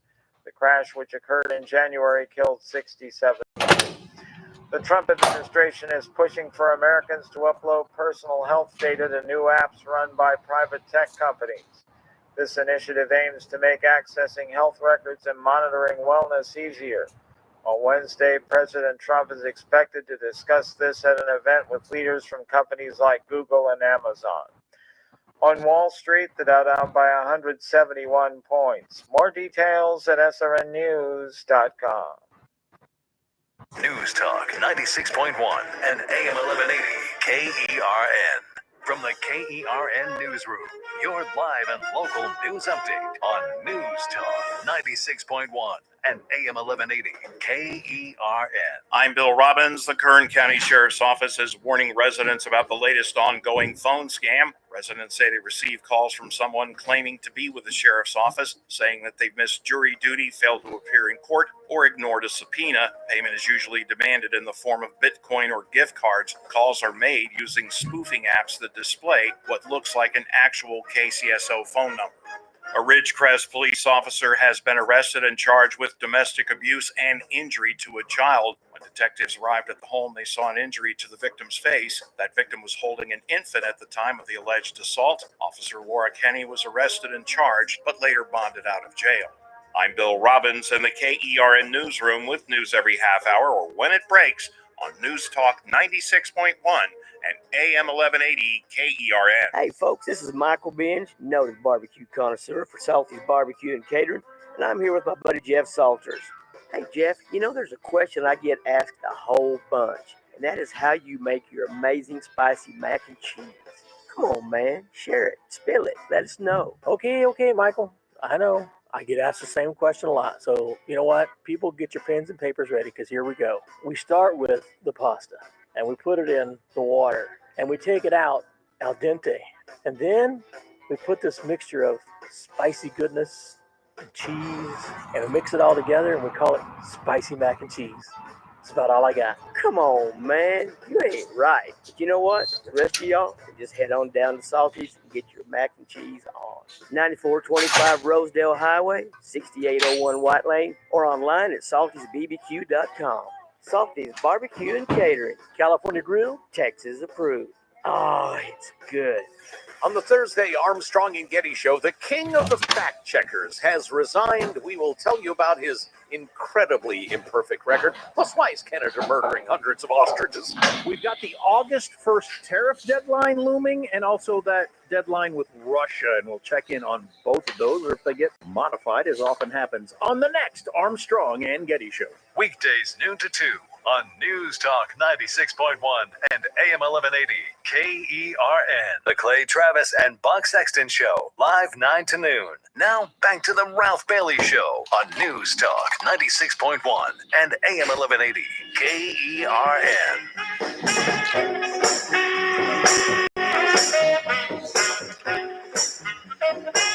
No surprise, Harvey Levin's TMZ team all over the Yamamoto story. I'll just read this straight out of here. Yoshinobu Yamamoto's home was the target of a burglary attempt on Wednesday morning, TMZ reports. Law enforcement sources tell us at around 5 a.m., 3 people were seen on surveillance video at the Dodger Stars Los Angeles area home. God, I wish they would have said where he lived. Would you be interested? I'd love to know where those guys live because they work downtown. Where would you live if you were a Dodger? Palos Verdes would be tough. That's my favorite part of Los Angeles, Manhattan Beach area. But that's a drive every day to downtown from Palos Verdes. That's a good 45 minutes to an hour.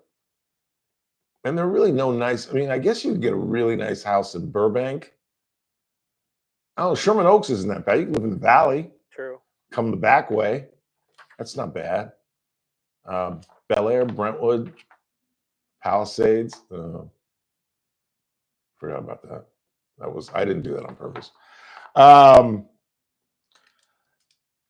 Surveillance video at the Dodger Stars Los Angeles area home shattering a glass door and several windows. Fortunately for the Cy Young candidate, we're told he really should be the leading candidate. If he could get some run support, he would be the leading candidate. Pitched really well his last outing. We're told the thieves did not gain access to the place, scattering once 911 was called by private security. Our sources say the suspects were long gone by the time police officers arrived on the scene, and an investigation into the matter is ongoing. Yamamoto and the rest of the Dodgers were in Cincinnati on Tuesday night, taking on the Reds at Great American Ballpark. They won 5-4.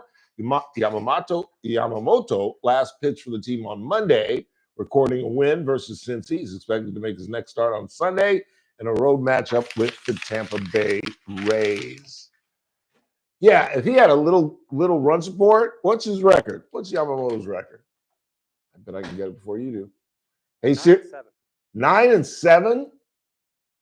No. Yep, he's a 9-7 with a 2.63 ERA. He doesn't have 7 losses. There's no way. That's what I'm looking at right here. Hey, Siri, what is Yoshinobu Yamamoto's record this season? Okay, I found this on the web. She just can't tell me. She just can't tell me. There's no way he has 7 losses. No way in the world. Yoshinobu Yamamoto is 9-7. With 2.4. See, that's ridiculous. He's got a 2.48 ERA. He's got 7 losses. That's ridiculous. And you know, one of them was due to your boy, 66, absolutely blew it for him. Actually, I think we won that game, but it would have been another victory. 2.48 ERA, and you got 7 losses. You're almost at 500, and you have an ERA under 3. You're not giving up 3 runs a night and you got 7 losses. That's a travesty of justice, is what that is. So, the presidential nominee of the Democratic Party has decided not to be Richard Nixon. If you don't know your history, Nixon lost the 1960 election to John Kennedy, came out here to California and lost the gubernatorial race. And whenever I tell this story, I always remind you guys that Mary Kay Shell's husband, Joe Shell, was a significant player in that 62 or 64 gubernatorial race. It's one of the two. It was 62 or 64. I think it was, I want to say 62. And Jerry Brown's dad, Pat Brown, emerged victorious. Well, let's do the math. 62, 66, 70, 74, 78, 82, 86, 90, 94, 98, 02, 06, 10, 14, 18, 22, 26. So yeah, it was 62. It was an idiotic way to come to that conclusion, but I got a 4.8 on math SAT. What are you going to do? But I think this is the smartest thing that Kamala has ever done, because I think she would have lost. I really do. You got to remember, Hillary Clinton has already endorsed Atlanta Kornelakis. A lot of people have already dedicated money. They weren't waiting for her. And if she was going to run, and this is why I thought she was going to run, because I think she's not very bright.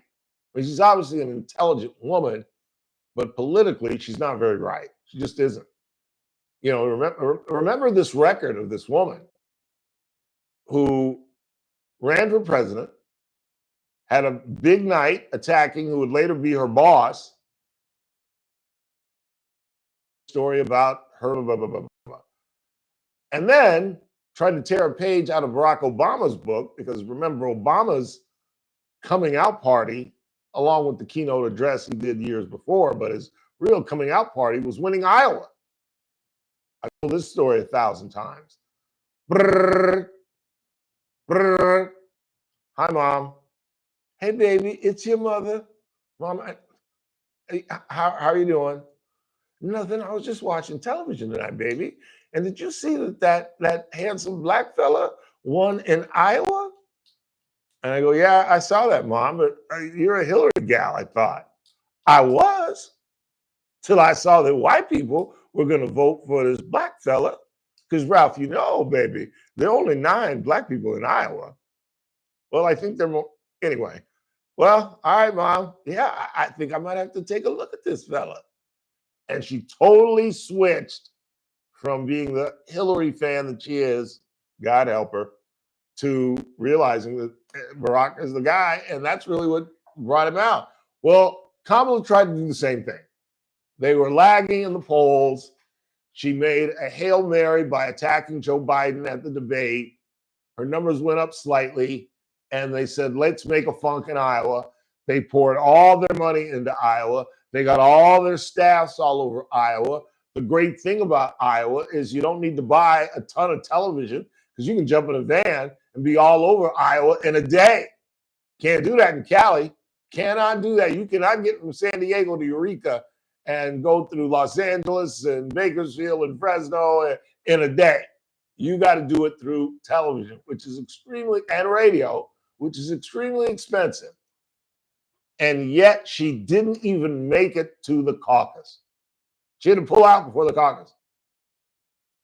So let's remember who this record is. This is a woman who raised over $1 billion to run for president. She got every celebrity in Hollywood, including Sammy Davis. That's right, Sammy Davis. And yes, I know Mr. Davis is dead, but they dug him up and had him campaign for her, and she still lost. And not only lost, but was humiliated. Did not win any of the swing states.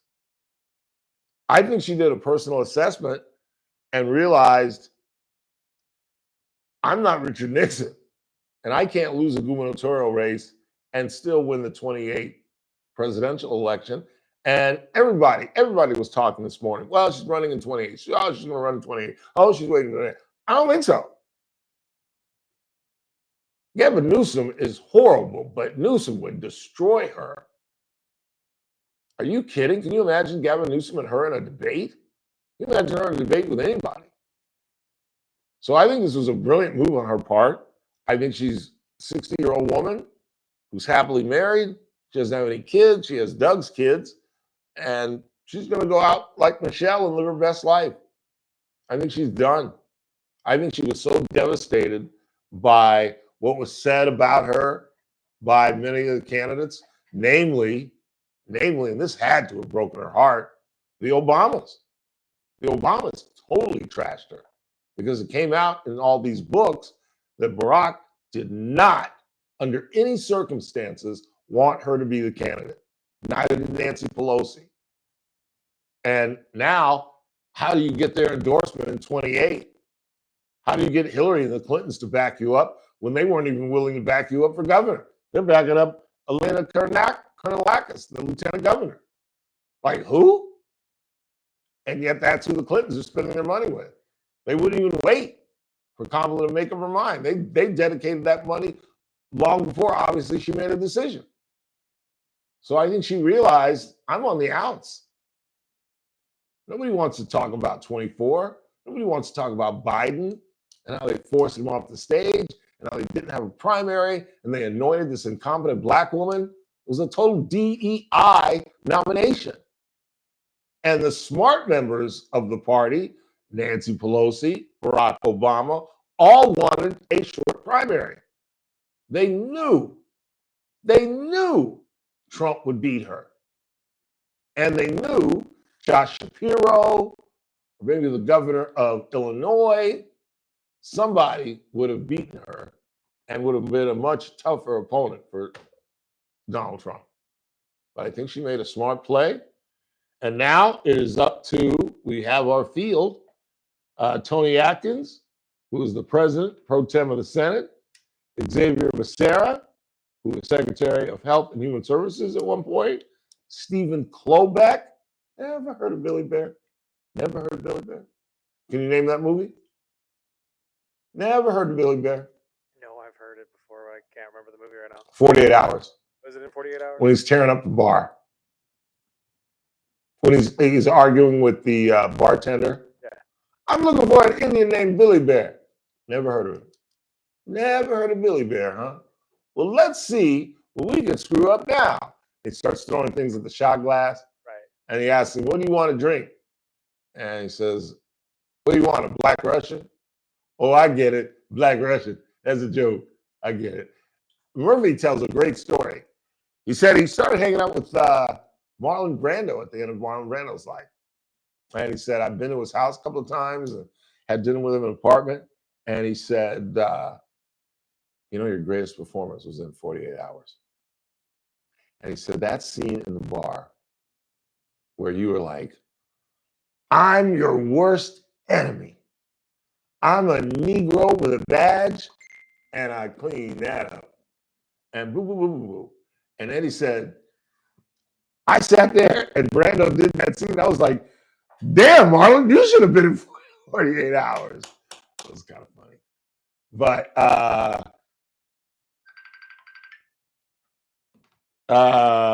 Stephen Klobuchar, never heard of him. Diamond Resort, never heard of him. Elena Kournikakis, Lieutenant Governor. Katie Porter, former Congresswoman out of Orange County. Tony Thurmond, the African-American Superintendent of Schools. And Antonio Villaraigosa, former mayor of Los Angeles. He's run for governor a couple of ones before. And Betty Yee, who was once our state controller and is now party chair for the Democratic Party. And of course, on the Republican side, we've got Stephen Hilton and Sheriff of Riviera County, Chad Bianco. I don't know. It's going to be interesting because none of these guys move the needle. And maybe Steve Hilton can pull this off. He's a British guy, really intelligent. I don't know. We'll see. We'll see. Because I couldn't pick out who the hell is the front runner in this thing. Nobody knows who the hell Tony Atkins is. Xavier Becerra, He's got slight name recognition, I suppose. The person with the greatest name recognition, to be honest with you, is Katie Porter, a failed Senate candidate who got bounced out when Adam Schiff strategically propped up Steve Garvey. And then Garvey couldn't pull it off, unfortunately. By the way, did you guys see that they had a night for Ron Say? That is a big deal. Then they had a reunion night as well. They had Bill Russell and brought Rick Monday out of the booth, and Dusty Baker was there. It was really nice. But the reason I mentioned the Ron Say deal is because Ron Say was out of love with the Dodgers for a little while. Used to see him all the time down in the Dodger clubhouse, the dinner area, all the time. And then I got to interview him when he was speaking to the Taft baseball team out of Taft. And privately he told me, yeah, I'm not in with the Dodgers anymore. And yet they had a night for him about a week ago. I've been meaning to remind him. It was the Friday I was out is when they had it. And I actually had a Ron Say bobblehead and a whole bit. Ron Say was loyal to the Dodgers and really had a great career. Part of the 30-30-30-30 club, the only team in Major League history where 4 players, Dusty Baker, Steve Garvey, Ron Say, and Smith. Ron Smith? Oh, God. I can't believe I'm forgetting his name. Our right fielder. All hit 30 home runs in one season. Nobody's ever done that. We're stepping aside, coming right back. On Wednesday, it's the Ralph Bailey Show on News Talk 96.1 at AM 1180 KERN. We're streaming live at KernRadio.com. News Talk 96.1. Casey? Yeah. It's the JR Show. The headline's not 10 kids found working at marijuana farm. The headline's not 10 children rescued from marijuana farm. The headline's not 10 kids with illegal immigration status rescued from marijuana farm. The headline's not investigation into child labor laws at marijuana farm. No, the headline is ICE raids farms, families devastated. Okay, keep telling that narrative. The JR Show, weekdays at 2 p.m. I am finally walking. Yeah, I still got a little bit of a limp, but I am walking with very little pain. And you know what that means? Tonight, I'm going to do a 200-yard walk to KC Steakhouse. I haven't seen the ladies in quite a while and haven't had some good food in quite a while. And I can't have a lot of protein right now, so I can't have a steak. And I can't do my fettuccine Alfredo with all that Alfredo sauce. No, I can't do that. I'm going to have the Ralph Bailey. You know what it is by now. It's that chicken breast with spinach and mushroom sauce. And yeah, I'm going to go light on the sauce. But again, what I'm trying to stress is the fact that if you go with a large group, just because you're going to a steakhouse, don't think that there aren't an incredible variety of foods. Chef Daniel has advanced the menu. There's fish dishes. I told you about the chicken dishes. And don't forget about the Stockyard next door. It is a speakeasy type bar that tomorrow, Friday, and Saturday night, they provide live music. And as I always remind you, Jimmy and Bobby are providing live music in the main restaurant Tuesday through Saturday. KC Steakhouse, longtime sponsors of the Ralph Bailey Show. I'm Ed Evans, CEO of Consumer Cellular. We're a different kind of wireless company dedicated to serving people 50 and up, like me. Because let's face it, our needs are different. Big wireless unlimited plans are designed for 20-somethings, not us. At Consumer Cellular, we're focused on one thing, bringing you affordable, reliable rate plans that suit your needs, not ours. How do we do that? We start by using the same towers as the big guys, the exact same towers. We then create rate plans designed for your usage. The fact is, we can offer you an unlimited plan with the same network quality for less because we understand how you use wireless services. Our plans start at just $20 a month. And forget trying to chat with robots. You'll get 100% US-based award-winning customer service when you need help. Come find out how wireless should be and join the millions who've made the switch. Call 1-888-FREEDOM or visit consumercellular.com/facts. Plans include $5 credit for auto pay and e-billing. See site for additional facts. This is a special notice to U.S. taxpayers owing $10,000 or more to the IRS. Tax Relief Advocates is urgently notifying taxpayers that tax relief initiatives are now available that may significantly reduce or eliminate what you owe. If you're afraid of an IRS lien, levy, or wage garnishment, don't lose hope. You can now take advantage of these current relief programs to end all collections, reduce the amount you owe, and resolve your tax problem. Even if you have years of unfiled tax returns or are already in a payment plan, you may still qualify for significant relief. Struggling taxpayers can now get relief they need during these hard economic times. A hotline has been established by Tax Relief Advocates for you to call and see what you qualify for. They are A+ rated with the BBB and have over 1,000 5-star reviews. Don't wait. Call 800-575-7147. 800-575-7147. That's 800-575-7147, or simply visit TRA.com. Must qualify for enrollment. Results may vary. You're listening to The Ralph Bailey Show. Catch me weekday morning 6 to 9 a.m. on First Look with Scott Cox, News Talk 96.1 and AM 1180 KERN.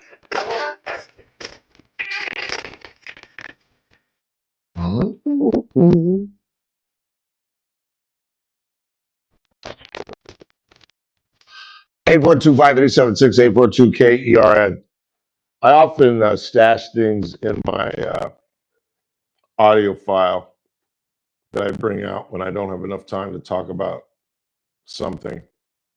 Because we only got a couple of minutes left. I guess we can check the board, but I want to read something to you that is astonishing, and why I insist that Wilt Chamberlain has to be in the discussion of greatest players of all time. Here are 10 facts about Wilt that I bet you didn't know. He scored 100 points in a single game, March 2nd, 1962. No three-pointers, no overtime, just 100 points, a record that still stands for more than 60 years later. Everybody knows that. He averaged 50.4 points per game for an entire season. He averaged 50 points a night, meaning every time he went out, he scored 50, and there were some nights that he scored more than that. He once averaged 48.5 minutes per game. Mr. Burdick, how long is an NBA game?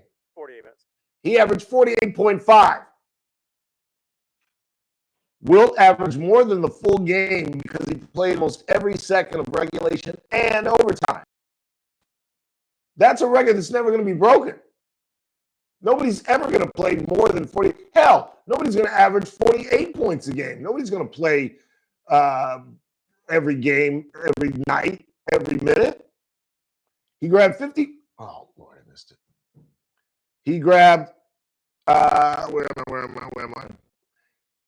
I? He grabbed 55 rebounds in one game against Bill Russell. Younger fans talk about 20 rebounding games, big, huge. Wilt had almost triple that. He scored 15 times in one season. Points in one season. He led the league in assists as a center in 1967. He averaged 8.6 assists per game, proving he wasn't just a scorer, because that was what motivated him.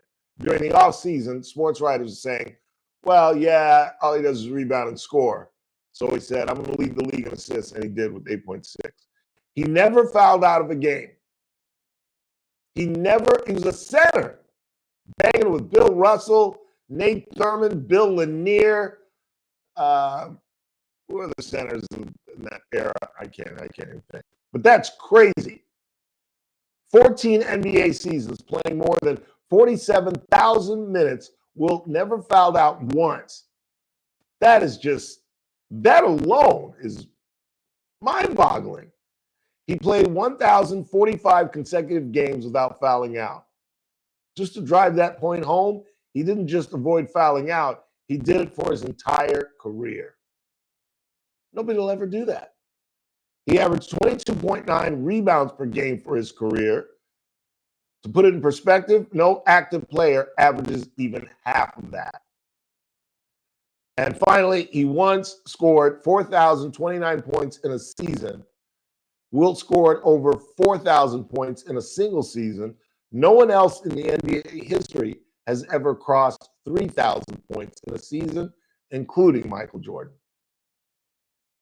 Final thought, you can argue eras, competition, or rules, but Wilt's numbers are so absurd They don't even sound real. He wasn't just a great player. He was a force of nature the league had never seen before and probably never will. And they're absolutely right.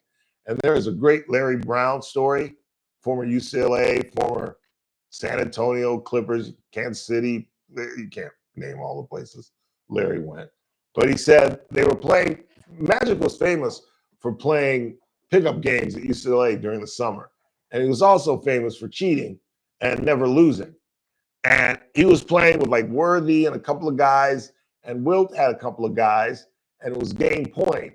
And Magic threw up a junior hook, and Wilt blocked it. Magic's called game next. So what do you mean game? So that was goaltending. And Wilt said, Larry, Coach Brown, was that goaltending? And he said, no, I wasn't goaltending. And Magic was like, this is my game. Game over. And Wilt said, let's play it again. And I guarantee you I'll shut you out. And Wilt blocked every shot that they threw up. And he won 11-0. I mean, this guy was a phenom. I still think that Kareem is the greatest. I absolutely believe that. He had the most points until LeBron came along. And this was a guy who dominated. I think he lost twice in high school. I think he lost twice at UCLA as a freshman when they didn't allow freshmen to play. He played the varsity, the UCLA varsity team with his fellow freshmen, and they beat the varsity team that would later that season go on and win the NCAA title. I mean, the guy is just a freak phenomenon. He really is. Quick time out. Final hour of the broadcast on this Wednesday. We'll get into corruption in sports.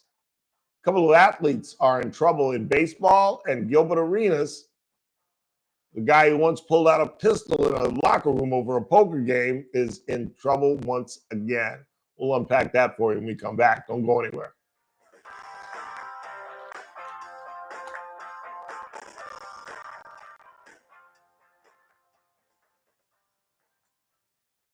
This is AM 1180 KERN. Green Acres. This is 96.1 FM.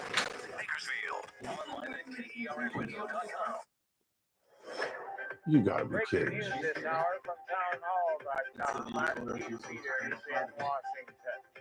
Kamala Harris will not run for governor in California. In a statement, Harris says she spent time And she's reflecting here? on this moment in the nation's history and decided not to get into the governor's race to replace Gavin Newsom. The decision extends a guessing game about her political future. What can we do? Started after losing last year's presidential election to God Donald damn Trump and leaves open the possibility of running for the White House again. Gavin Newsom can't run again. Like 3 weeks ago, she was supposed to do it last Wednesday. She blew me Could off. possibly enter the 2028 presidential race. I'm So Ed she Donahue. just assumed The that. councilman in Danville, Virginia, was attacked and set on fire Wednesday over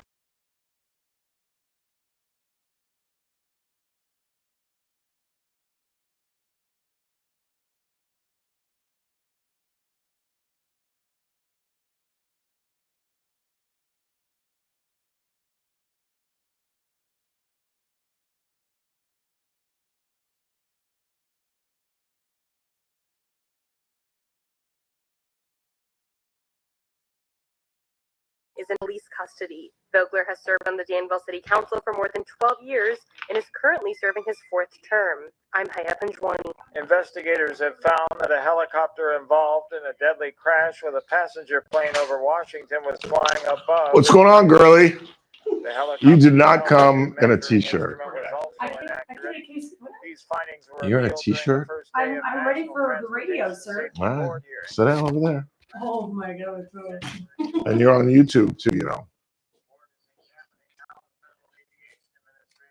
That's what we do here. Yeah. My good side. You have a good side?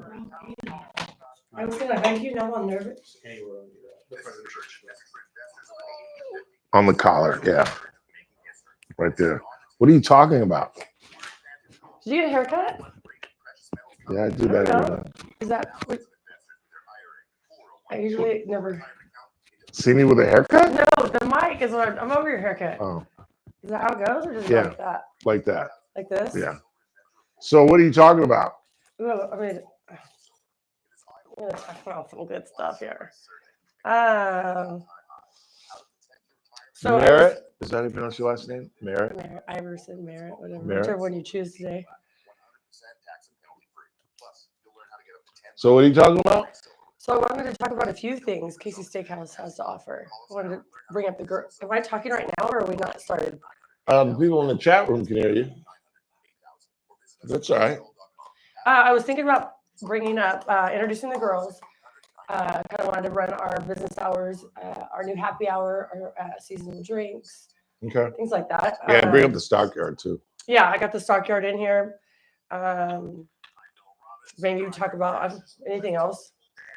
Give a shout out to all the girls and talk about Michaela transitioning over to the bar. Michaela's bartending now? She's doing a little bit of everything. Yeah, we're training her to. I was going to go in there for dinner tonight. She's cocktailing tonight, but yeah, she's Who's bartending? Michelle. It's me, Michelle, and Michaela. You're bartending tonight too? I'm here. Oh, that's right. It's 5 o'clock. My bad.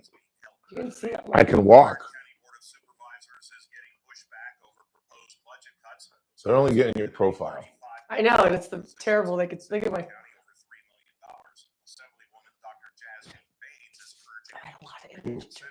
Points out that Kern County faces higher rates of teen pregnancy, STDs, obesity, diabetes, She's gearing up her election. Oh God! What? Jesus Christ! What? That was loud. That was We're having a horrible summer. a horrible summer. It's almost over. I know, thank I God. can't freaking wait for it to be over. 4 weeks I've been laid up. Why? What's wrong with you? My foot. What did you do to your foot? I have gout.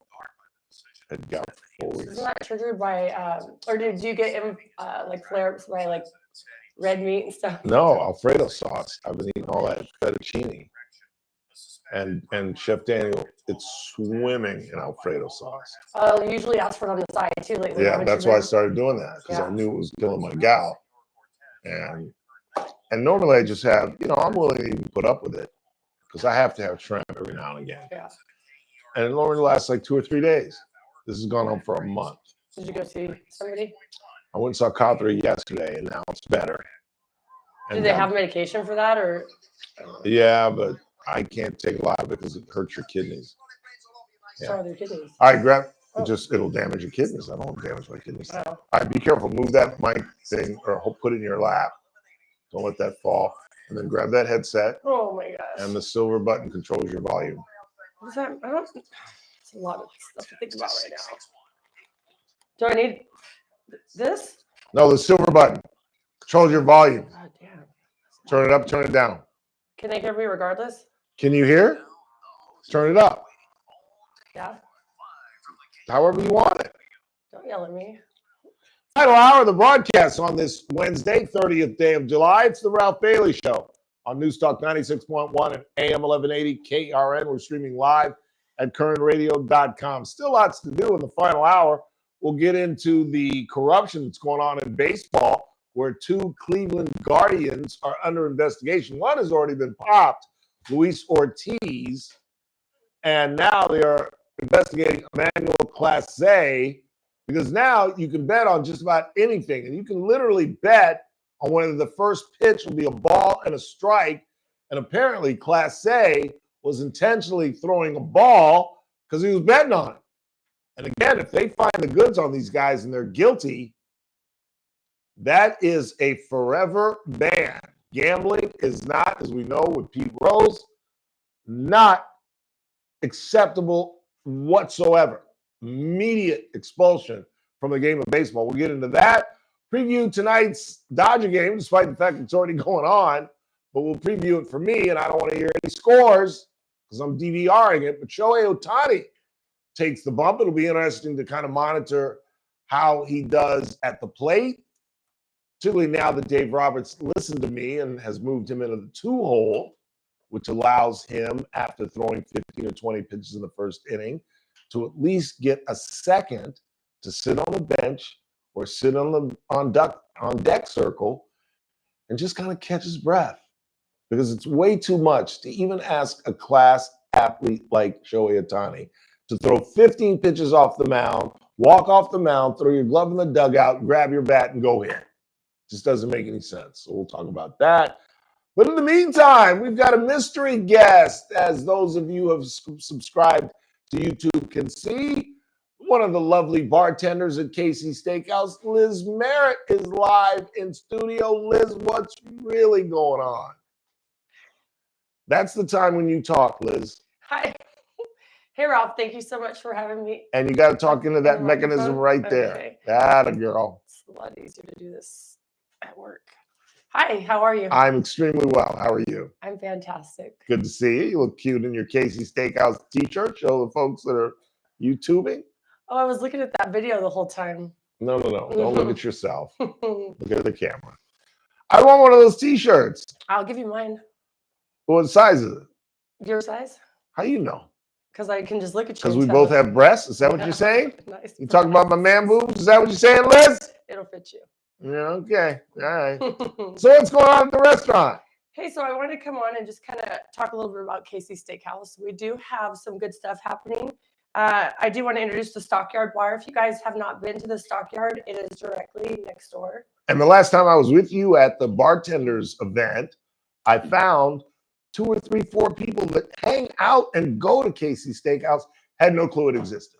How is that possible? I don't know, because I kind of like it at the end. I like to walk them over myself. And especially Yeah, if you that's get good. a group of people and it's like their birthday or an anniversary, it's always good to kind of walk them over, introduce yourself, introduce them to the bartender, which is Haley. Sometimes it's Michaela. Love her. And we can make the password their name, or, you know, kind of make it about them and personalize it.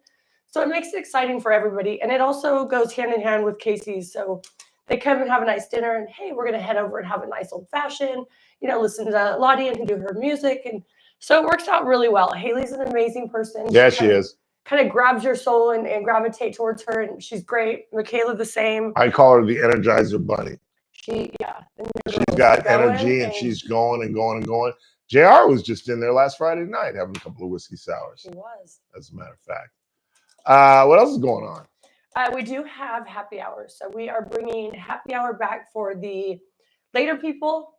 Wow, that's cool. What time? What's the length of the happy hour? So it's going to be Monday through Friday. It will be 9 to close. Really? Yes. You got to come in. Oh, but I'm normally gone by 9. I know. Dang, now you're going to make me hang out and get And all it's drunk? half off of your drinks too. Really? So any customized drink we have on our cocktail menu, half off. Hey! Hey! Speak of the devil. Hi! We were just talking about you. What's going on, superstar? Come give me some love. What's happening? Pretty little princess.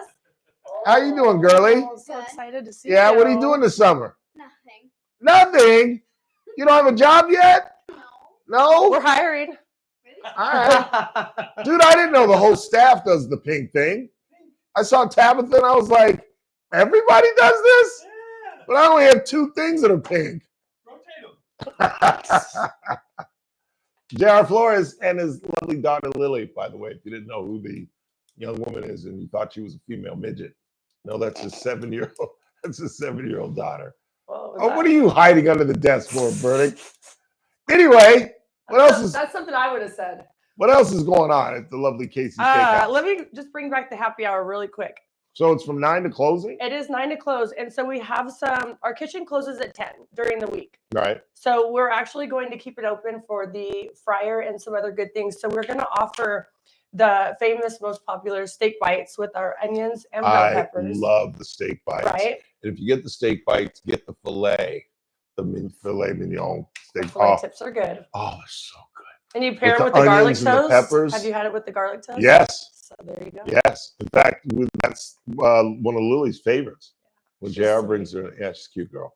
We're going to have the shrimp cocktail, our famous fried green beans with either ranch, chipotle ranch, the charcuterie board. It's a new one that Cassie's bringing out.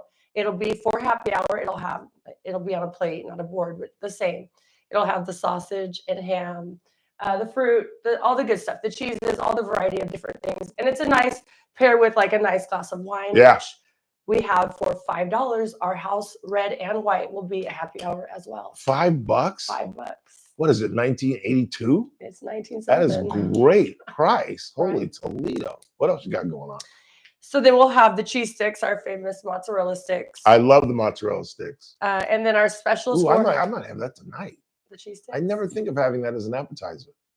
Really? Yeah, I never think of that. You got to have it with the marinara. The chef does really well in that. I love your cheese sticks. Do you love them? I do. I really do. They're They good. kind of stretch. They do stretch. I love the cheese sticks. I grew up with those. That's all I ate in college. Cheese sticks? Yeah, I'd go to bars and go to happy hour and just eat cheese sticks because it was cheap. You know, you get back in the day. I'm an old man. You got to remember, this is the '80s. You get cheese sticks at a bar. We'd go to Bennigan's Tavern. You get them for like $3.95 for like 6. Yeah, those. And we'd those sit and days are just chew over. on those. I know. Sit on those and have a couple cocktails. Also, our desserts. Whatever the chef has prepared that night will be $7 as opposed to our normal pricing. So that's almost half off as well. And I'm glad you mentioned that because I need to mention that in my live spots for Casey Steakhouse. I don't mention the desserts enough because they are incredible. The cobbler's tiramisu, amazing. the peach cobbler, Mhm. and you have different flavors of cobbler. Sometimes you have blueberry. And strawberry, And cherry, yeah. apple. Oh, the cherry's really good, and it's good for my gout. And with the cobbler, I do want to do a shout out to Dave because he is our in the back of the house as well. He's not one of our chefs, but he does the homemade cobbler. Yeah. Give him a little bit of credit for that because Okay. it is amazing. Yeah. Yeah. What else? I'll just go over the house wines are half off. Our house spirits, anything that's in our well, our deep eddies, all that good stuff, they are half off as well. $5 off any of our featured cocktails, whether you come in for a raspberry lemon drop, which are the ladies' favorites, Oh, yeah. an old fashioned Oh, yeah. Manhattan, you know, all that good stuff. We do have a couple drinks that are seasonal. We have a white sangria that Cassie's bringing back. We have a classic mojito, the watermelon Rita, and the Amaretto Island Punch. Those are just going to be throughout the rest of the summer. Amaretto Island Punch. Yes, sir. What's in that? The coconut rum, the amaretto, lime, and pineapple. I love amaretto. You got to try that one, actually. You have not tried that. I have not, but I love amaretto. It's a really unique flavor. I dig that. Wow, that sounds good. Doesn't it? God, I'm glad you Cheese came in sticks and here. an amaretto No punch? kidding. Jesus. And I'm a regular, and I didn't know all this. Good googly That's why I moogly. wanted to come talk to you. Yeah. I don't think a lot of people are aware of the happy hour that we're just recently bringing back. You have to come sit at the bar and hang out with me. I'll stay until you're done drinking, honestly. Yeah. We close at 11, weekends 12. Monday, we're a little bit earlier. A lot of the restaurants downtown are closed, so we do stay open until 10 o'clock. And you're one of the few restaurants that are open on Monday. Yes, yes. So like I said, if you guys get in there and sit at the bar and keep me company, I'll stay till you're ready to go home. Also, I want to talk about lunch. Yeah. I'm not sure if a lot of people know that we do have lunch Monday through Friday at 11 o'clock. I mentioned that in the live spots. you? Yeah, yeah. And your sister is the bartender. Melinda, and then we have Sarah, who's a new addition, an amazing addition to Casey's lunch crew. And then my sister, who's been there for I think 8 or 9 years Yeah, already. yeah, yeah. So it's pretty cool. Yeah, it's and lunch is a veritable who's who. Oh yeah. I mean, you look around. It's every time I come in there for lunch. There's Paul Sturgeon. There's Les Clark. say Les There's Clark. I mean, Mayday, Mayday. They're all the local celebrities who are in there. Bowers is having lunch. Agbalog. They're all hanging out. It really is. It's incredible. It is a pretty neat. Virtual who's who. Who's who? It really is. Well, I'm glad you came in. Thank you. And I'm glad you informed me, along with our listeners, what's going on. And we really got to stress the stockyard. Yes. Because it amazes me how many people that go to KC on the regular Yes. are not aware. There's a great bar next door. You can go and have a craft cocktail before you go home. You can even or- eat there if you want to skip That's right. the Casey's. So and you they've can. got a beautiful banquet room. So for next year's Christmas party or any events, call Cassie Biddle, who just might be hosting this broadcast next Wednesday. Nice. I just found out Howard doesn't want to do it. So I might hit her up tonight, get her in here. She's always a great host. She's always a good sport. Yeah, too. she is. Love her. Great seeing you, girlie. You're not Thank working you. tonight, though. I am off today. So Oh, well, come in and see me anyway. I will. I think I'm going to come in and have dinner around 6:30. Come in and have an amaretto. Have these. I am. I'm going to try it. I really am. I really am. Liz Merritt, everybody. Hey, I didn't even say the F word. Steakhouse. Please don't say I the F didn't. word. You believe that? I'm amazed and relieved. Healing. Quick time out. We're coming right back. It's the Ralph Bailey Show. on News Talk 96.1 and AM 1180 KERN. We're streaming live at kernradio.com. I didn't even say the. Nice job, girlie. That was great. Am I up here? Am I up? Huh? I played it yesterday, though, didn't I? No, but I won't talk to her. Yeah, go ahead and play it. Yeah, that was great. That was really good. You did a good job. I didn't know you were doing all this stuff. Yeah. From 9 I to don't closing? think anybody knows we are, so I figured to get this out there a little bit. Is that like right now? Yeah. It's in so effect? We kind of been playing with it for the last couple of weeks, but I wanted to really get it out there because a lot of people don't come in and make 9 o'clock our stop and then go up to Right. the bars. I mean, the drinks pop off. Or when you're coming home. Yeah. If you live in the area? Or even like the crowd like us, like we don't want to do the bars and stuff. And if I can get that built up, then I'll stay up until 1 or 2 o'clock in the morning if I have, anybody Right. drinking. Why not? I live right across the alley. Like I don't Yeah. have to drive far and Right. I don't drink. Okay. Cool. Well, Cool. I'm gonna go to work and eat some food. Yeah, come in and see me. I'm gonna get in there about 6:30. Okay.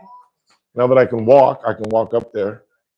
I literally could Are not you gonna walk. slow down on the pasta, or are you just gonna keep? I can't do the pasta anymore. I can't. I just can't. It sucks. Yeah. That Alfredo sauce just kills me. And I was eating eggs Benedict, kills me. The hollandaise sauce, any rich. I That's thought it was protein, like or red it meat. is for some people. It's like weird. It's different for some people. Like protein doesn't bother me, and like you're not supposed to drink, so obviously that doesn't impact me. But it's for me, it's shellfish and sauces. Hollandaise sauce, Alfredo sauce, and shrimp, which kills me because I freaking love shrimp. I don't like any of that stuff. So. Yeah, but all right, girl, you All did right, a great you'll job. survive. I'll see you later. All right. So obsessed with you, sir. I said, what? Oh, Johnny.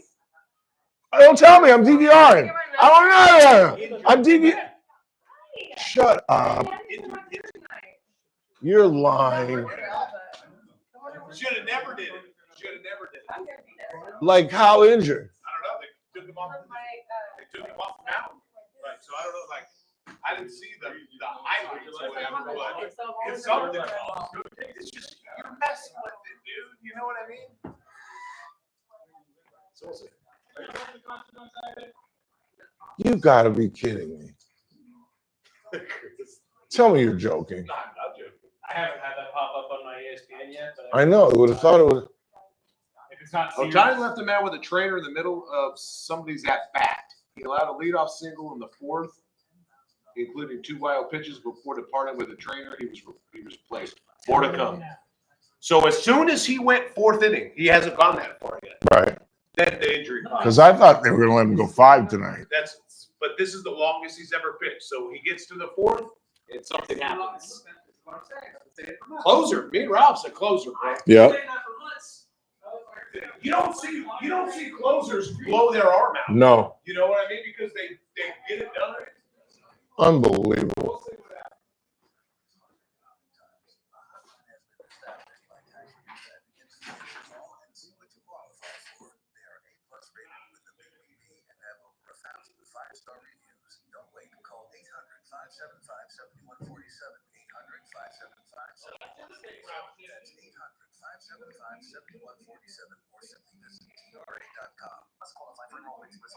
I'm JR Flores. Catch my show, The JR Show, weekdays at 2 p.m. Now, back to the Ralph Bailey Show on News Talk 96.1. Well, I got right up there.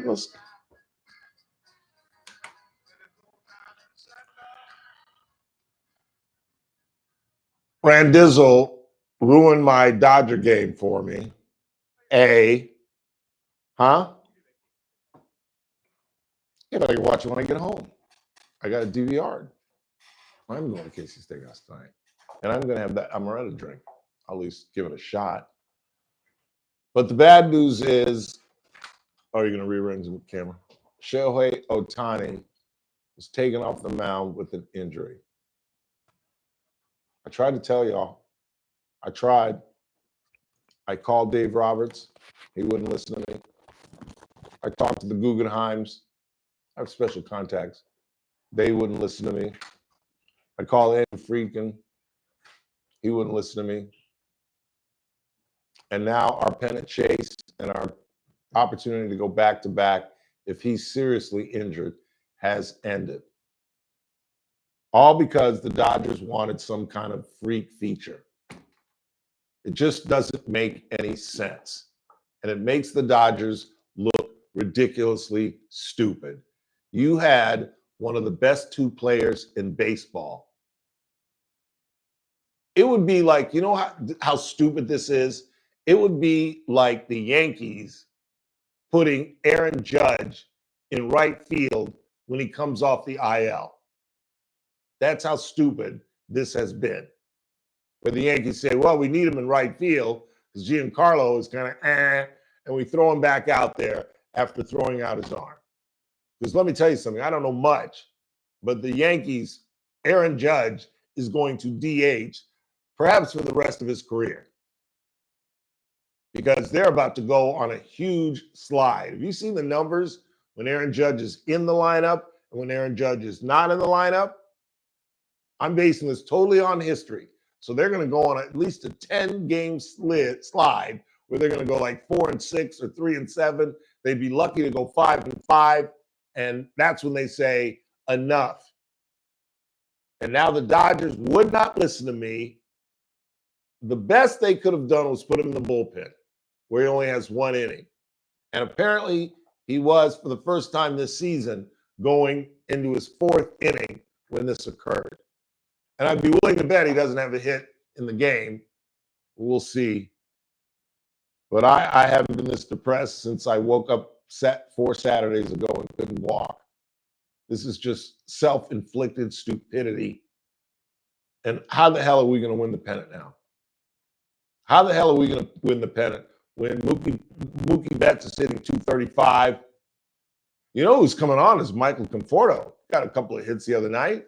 He's about to break the 200 mark. Didn't think I'd ever say that about a starter halfway through the season. But this just goes to show the stupidity and the greediness.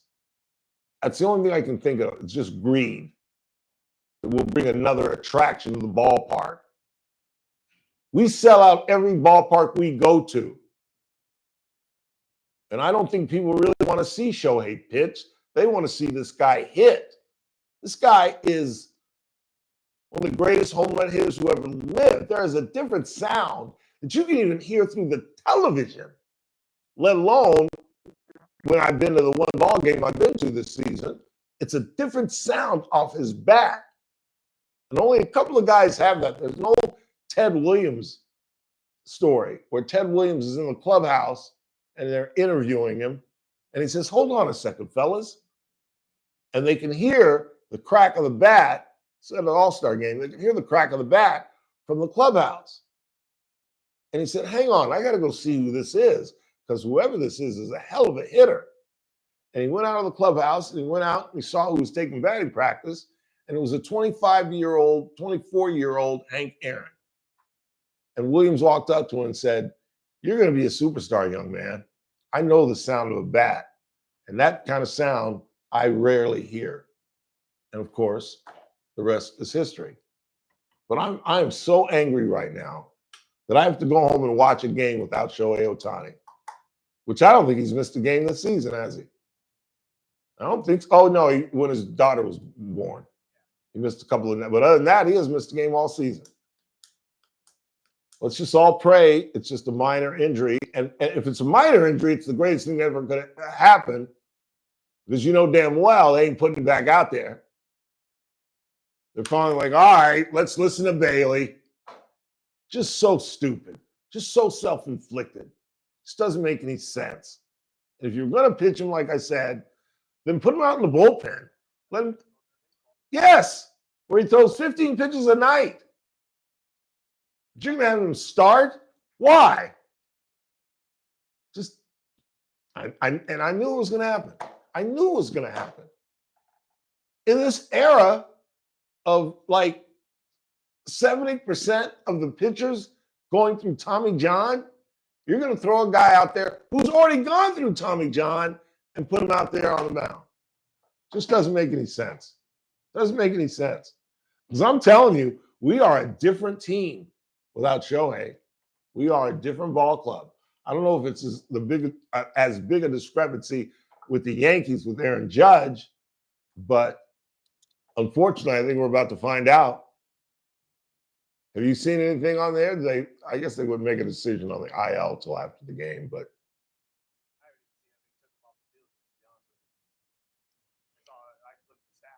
Randy has all these alerts, dude. Randy he knows more about news than I do.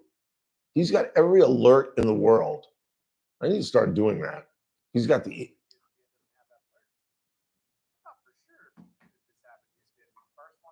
And I haven't gotten anything either. I have not given. There's nothing in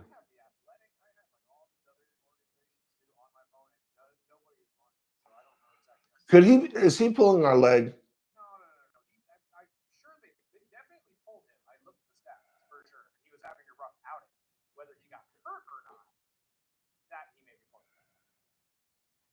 Well, will somebody nail this down, please? Will some of you do some research?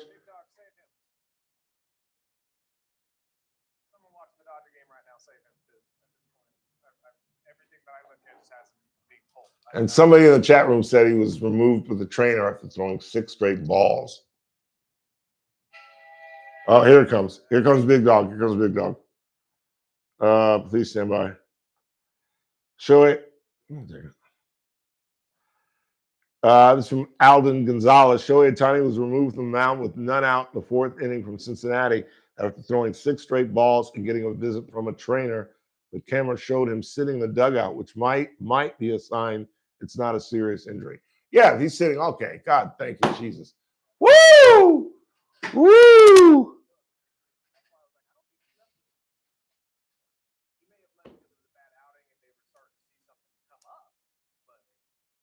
And they probably thought the trainer. They probably mixed up his translator for the trainer. Because why would the trainer come out if he's still sitting in the dugout? If he's sitting in the dugout, it ain't serious. They'd have him in the clubhouse. They'd already have him doing an MRI. There's all kind of things. All right. Whoo! We'll see what happens. We'll follow this story until we get out of here. Don't go anywhere.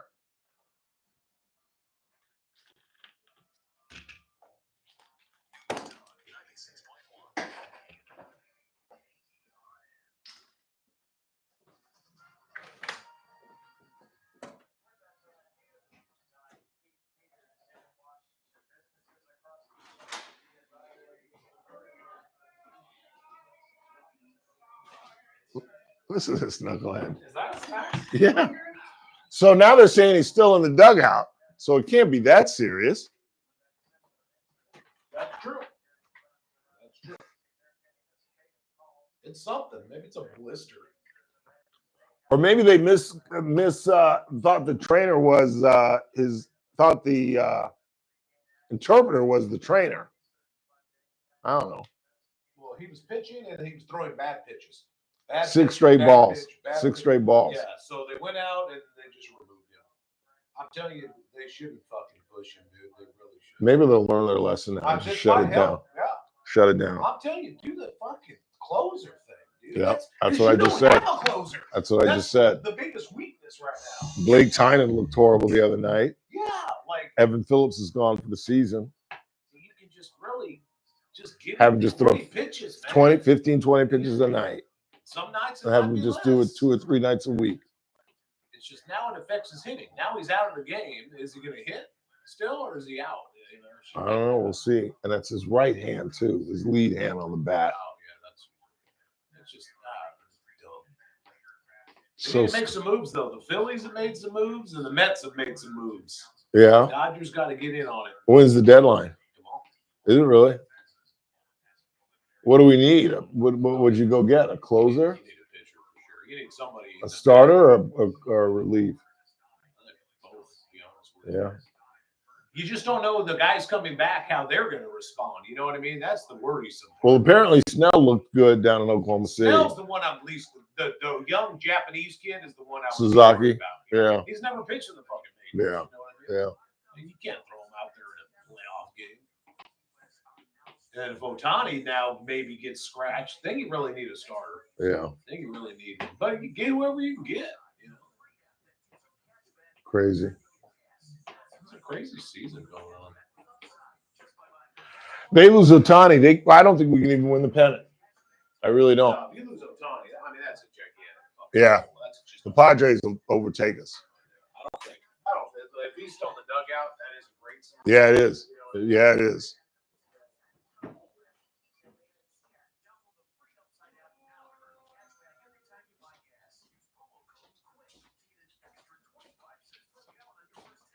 Did you say you want to go home? It's 5:30. We're almost done. It's 5:30. We're almost done. No, I know.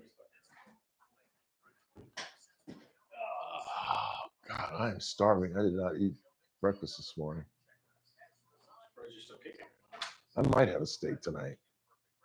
You went good lately. Why not? Fuck it. The only thing I'm worried about is that foot though. Yeah, protein is not good. Yeah, I'll have the chicken. I'll do the chicken.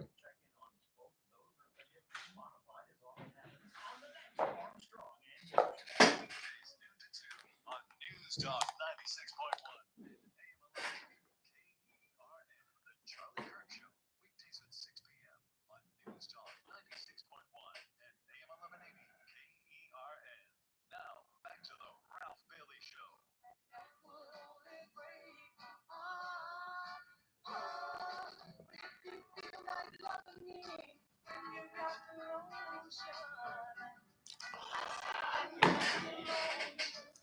Said if you feel like giving me a lifetime of devotion, I second that emotion. Smokey's in a little trouble. Remember we talked about a month or two ago that a couple of ladies, housekeepers, complained sexual assault. Well, another woman has come forward. Smokey might be in a little trouble. Smokey Robinson. Can you imagine being found guilty of sexual assault at like 80? Hey Siri, how old is Smokey Robinson?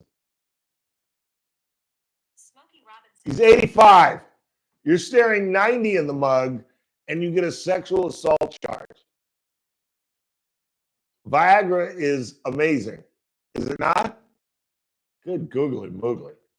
Because there's no way at 85 you could still be doing what you do naturally. At 85, what did guys do before Viagra? Did they just stop having sex at like 60, 65, 70? God, I guess. I don't know. Because, in times of trouble, I'll pop a Viagra. I don't mess around, Jack. I don't mess around. I do. I've got like 4 or 5. I was giving somebody, I know who gave them to me. Somebody gave me a bunch of them. And they're just sitting in my thing. And I ain't gonna lie. If it's a first time situation, I'll take a half of Viagra just in case. I'm turning 63 Sunday. Now if it's an ongoing thing, I don't need it. But you don't want the first attempt to be like, this has never happened to me before. That's what every man says in that situation. You know what once happened to me when I was like 28 years old? And I was like, I thought I was going to die. And it was, you know what it was? It was a friend of mine who I just couldn't, it just was weird. And I just couldn't. And I was like, God help me. Don't tell me this is, and I shouldn't tell the story. All right, I'm going to stop. I'm going to edit myself. No, I'm not. I went out and had sex the very next night just to prove that with some other woman, because I could do that in my 20s. Now, you lost your mind. I get lucky if a girl will grin at me. But I went out and had sex the very next night just to prove that it was just Lori. It was a really good friend of mine. I'm sorry I mentioned her first name. She's a local teacher. No, let me shut up. But yeah, she was a really good friend of mine, and we worked on the runner together. And we had a meeting coming up at like 1 o'clock, and it was like 11:30, and I was just screwing around in the office, and she came in. She was a photographer, and she was leaving. And I said, "Where are you going?" I said, "I'm going home. I'm just going." She lived right near campus, and she said, "I'm just going home. I'm going to take a shower and come back to the meeting." And I was like, "Well, I'm bored. I'm not doing anything. Let me go with you." And we went to her house, and it was on like Donkey Kong, although it wasn't on like Donkey Kong. And I was like, "This has never happened before in my life." And I was actually telling the truth back then. And wow. And I went out the next night. Because back then you had slump busters. Oh Lord, somebody's gonna yell at me. It's Big Dog. Maybe more on Shohei. Shohei's batting. Okay. All right. Woo! Thank you, Jesus. Ah, you have no idea how relieved I am right now. Because it's just not fun to watch without Shohei in the lineup. That's good to know. But don't give me a score, Big Dog. I'm still DVRing. And I'm going to watch it late tonight because I'm going to dinner. And that's all, because there's no Love and Hip Hop. What is it, Wednesday? And Love After Lockup is Friday.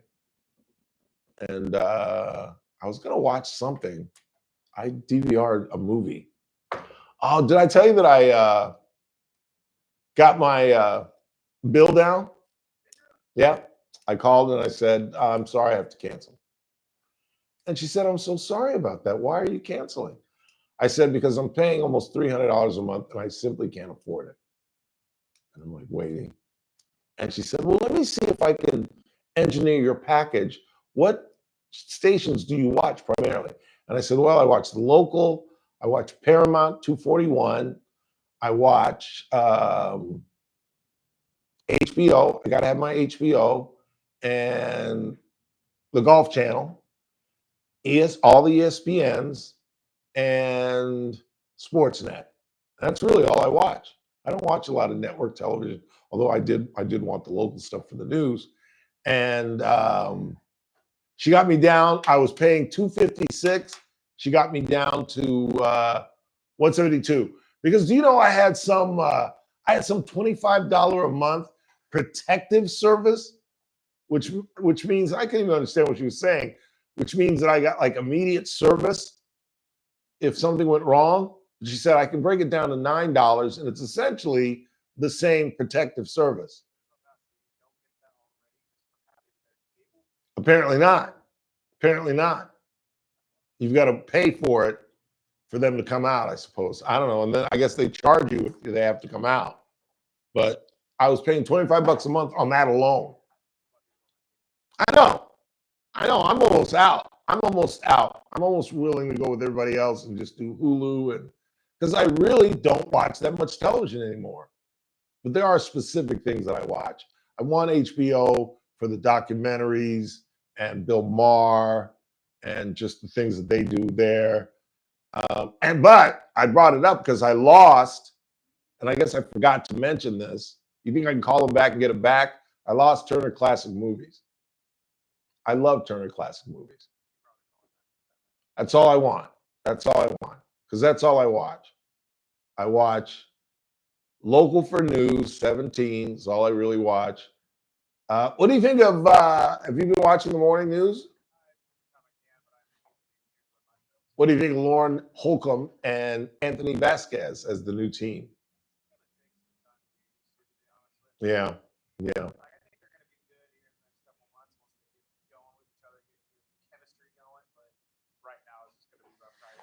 Yeah, and they do have, and their boss often listens, and even no, Try doesn't listen, but DJ listens. They're still having him do both. And you know who we were talking about?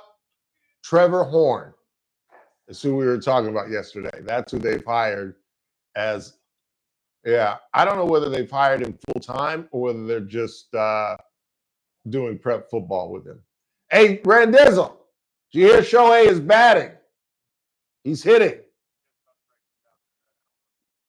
What do you got? Yeah. Wow. Yeah, because 110 on the East Coast is like with this humidity. Because that's why I was laughing at the fact you watch the Today Show and you watch Al Roker and they say it's a heat wave back east and it's like 90, 92, 94. And I'm like, in Bakersfield, 92 is like autumn. But when you go back east and it's 92 with the humidity, and it's unbearable. I told you my famous story about the humidity.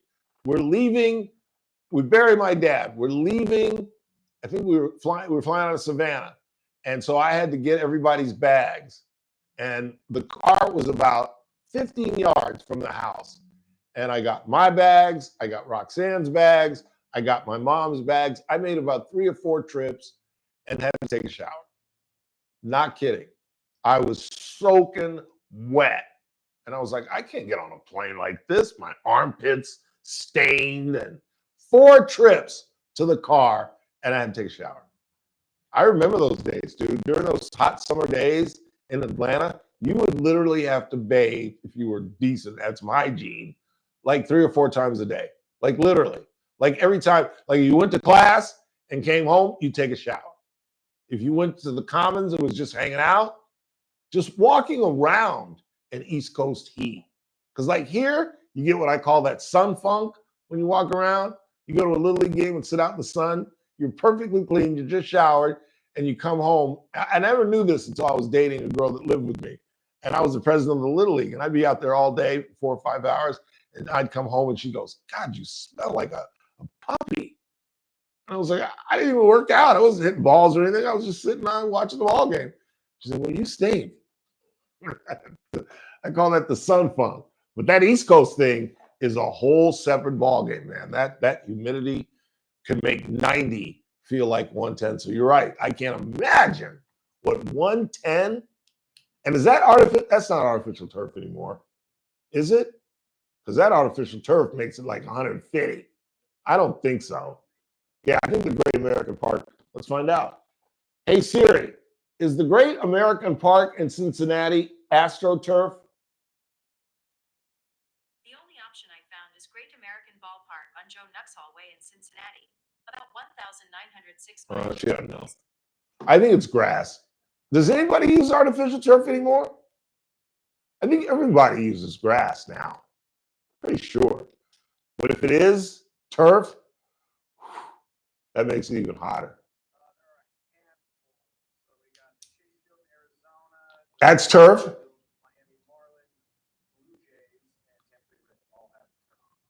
That's so stupid. That's so stupid. Yeah, yeah. All right, let's go ahead and take our final break. Oh, the day.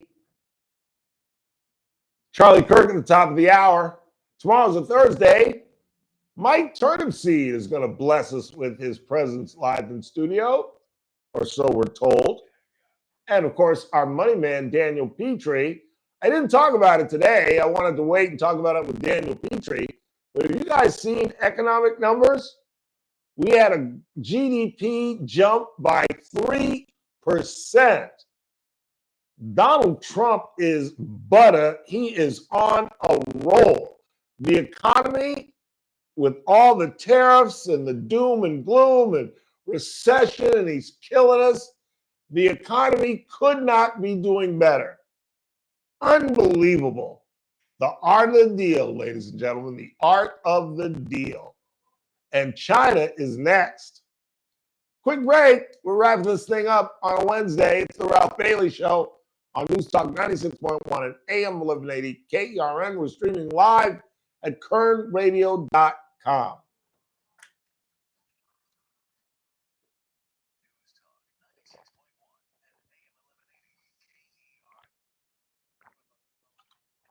Yeah.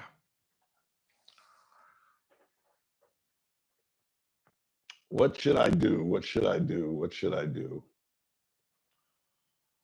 What was the most interesting story of the day? Kamala, the dentist killer, or the kid in New York? Yeah, Kamala over the dentist. All right. 3, 2. So Kamala Harris stumbles staggeringly, haphazardly, in the smartest decision she's ever made. She is not running for governor, and she certainly now can't run for president in 28 because she can't outdo Newsom. The Democratic Party is changing, and it's turning to the left, and she's been left out. That was horrible. 3, 2. It's that man again. Look what's coming up on the Thursday TRBS.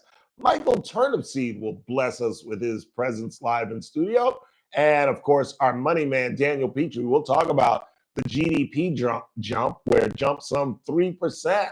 All of that, me at 3. It's TRBS, News Talk 96. Let me do that again. 3, 2. It's that man again. Look what's coming up on the Thursday TRBS. Michael Turnipseed will bless. God damn it. 3, 2. It's that man again. Look what's coming up on the Thursday TRBS.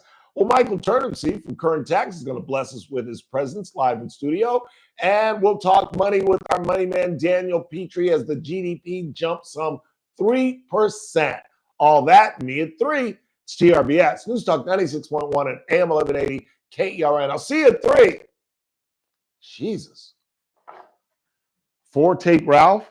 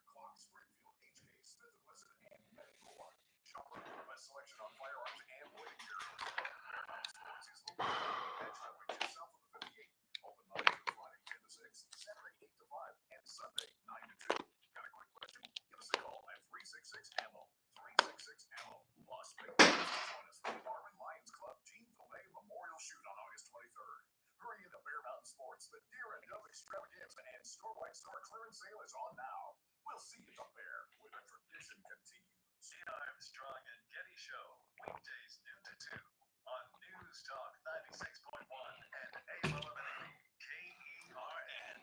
Now, back to the Ralph Bailey Show.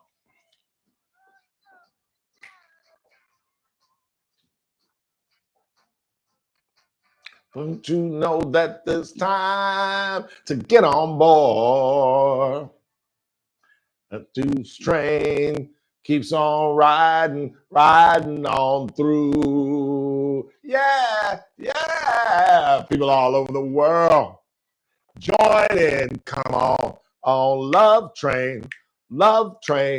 People all over the world, join in, come on Love Train. Over in Africa,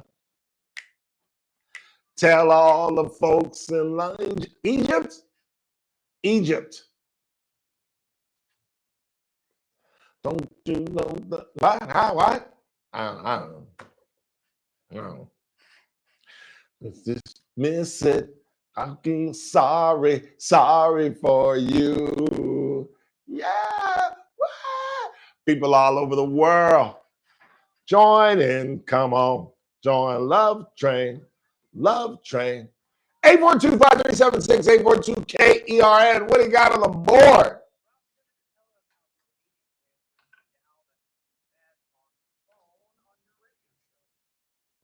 No, I haven't.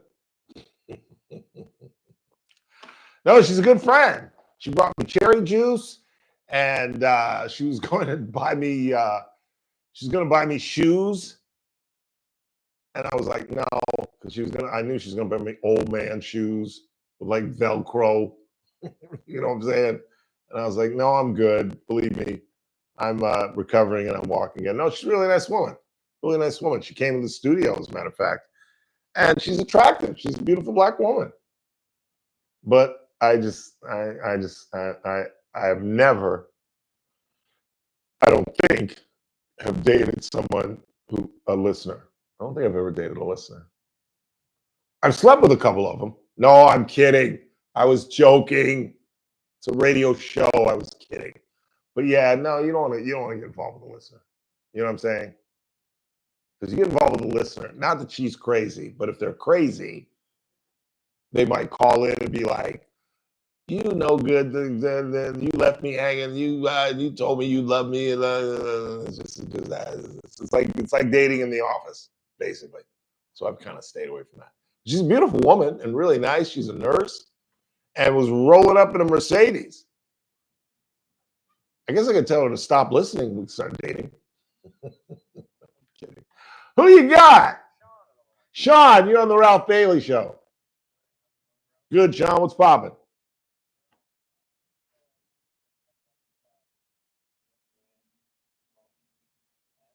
Yeah, the LA boy.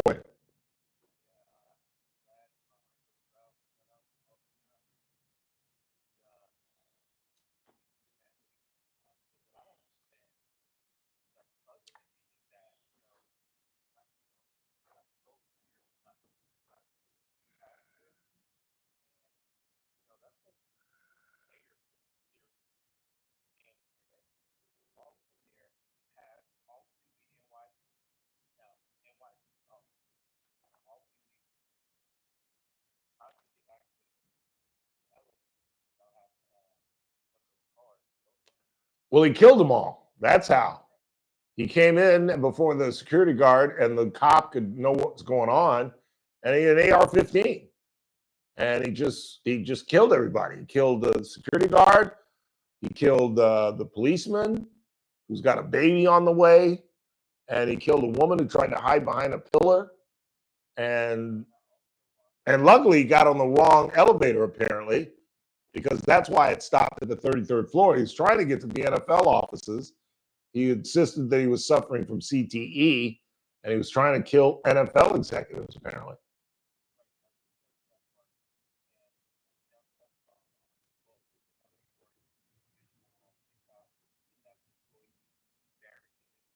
Yeah, we talked about that.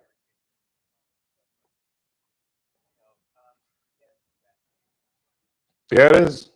Yeah, it is. 27-year-old woman, 43-year-old woman, mother, wife, and the cop who had 2 children and had a baby on the way.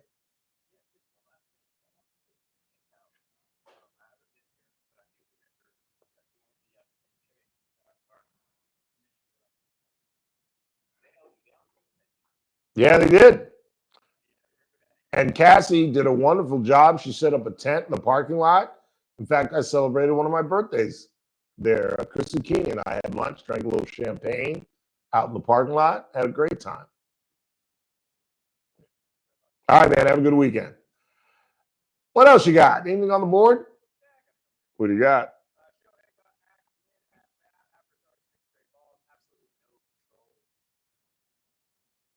So it wasn't an injury. Somebody and if I had turned to the chat room and read, we wouldn't have needed Randizzle because somebody reported what was going on. But they said that because I insinuated that maybe they misinterpreted the interpreter for the trainer. No, they're saying in the chat room the trainer and the interpreter went out, and that he was wincing. I hope it's just a tiny fraction of an error or injury. And just shut him down. Just shut his ass down and stop it. You know? Because if I damn near fainted, imagine what the Guggenheims did. And Stan Kasten and all those guys. They must have been holding their breath. Like, oh my God, there goes our World Series run. And maybe this will sober him up. Like, why are we rolling the dice? What if he had blown his arm out completely?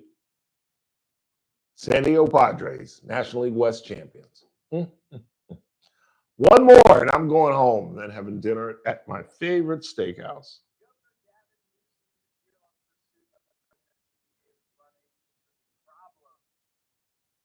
How so? Yeah, you got to be a little more specific about that. No, he's going to be in the running. I don't think he's going to be the nominee. I think the Democratic nominee in 2028 is going to be Josh Shapiro. He comes from the Commonwealth of Pennsylvania, one of the key swing states. He's Jewish, which I think will help him. I really do. And he's brilliant, very popular governor. I think it's going to be between he and the governor of Illinois, whose name escapes me for some reason. But it ain't going to be Gavin Newsom. But he's definitely going to be a candidate. That's why Kamala is not going to run. But it's going to be fascinating. It's going to be interesting. All the elections coming up, the midterms are going to be fascinating. I've got a funky feeling that Donald Trump is going to be one of the few incoming presidents, because technically he's an incoming president, who's going to maintain the midterms. We haven't seen that since 2002. It was George Bush, and the reason that why did George Bush hold the House in 2002? 9/11, exactly. Nicely done. I didn't think you'd get that. That's exactly why. His approval rating after 9/11 was like not as high as his dad's after Kuwait. You know, George Herbert Walker Bush's approval rating after Kuwait was like 82%, and he still lost re-election because of Ross Perot stealing 20% of the Republican vote and Bill Clinton becoming president with 46% of the vote. That's just wrong. Just wrong. That's going to do it for us. I want to thank Howard Marcus for joining us and Liz Merritt from KC Steakhouse. Tomorrow's a Thursday. Mike Turnipseed live in studio, believe it or not, along with our money man, Daniel Petrie. In the meantime, for Chris Burdick, I'm Ralph Bailey. That's what's really going on. We'll wrap to you tomorrow.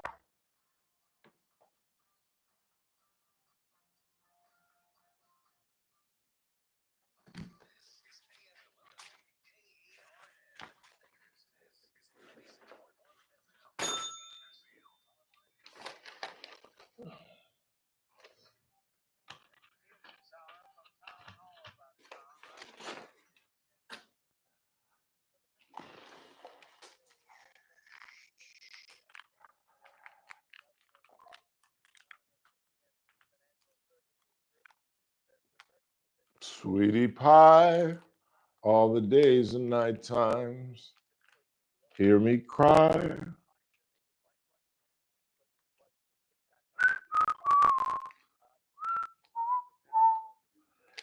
If I could fall with so much emotion, could you coo? Oh, there you go again. Could you care for a lovely bond we would share? Good night, guys. See you tomorrow. The world will pardon my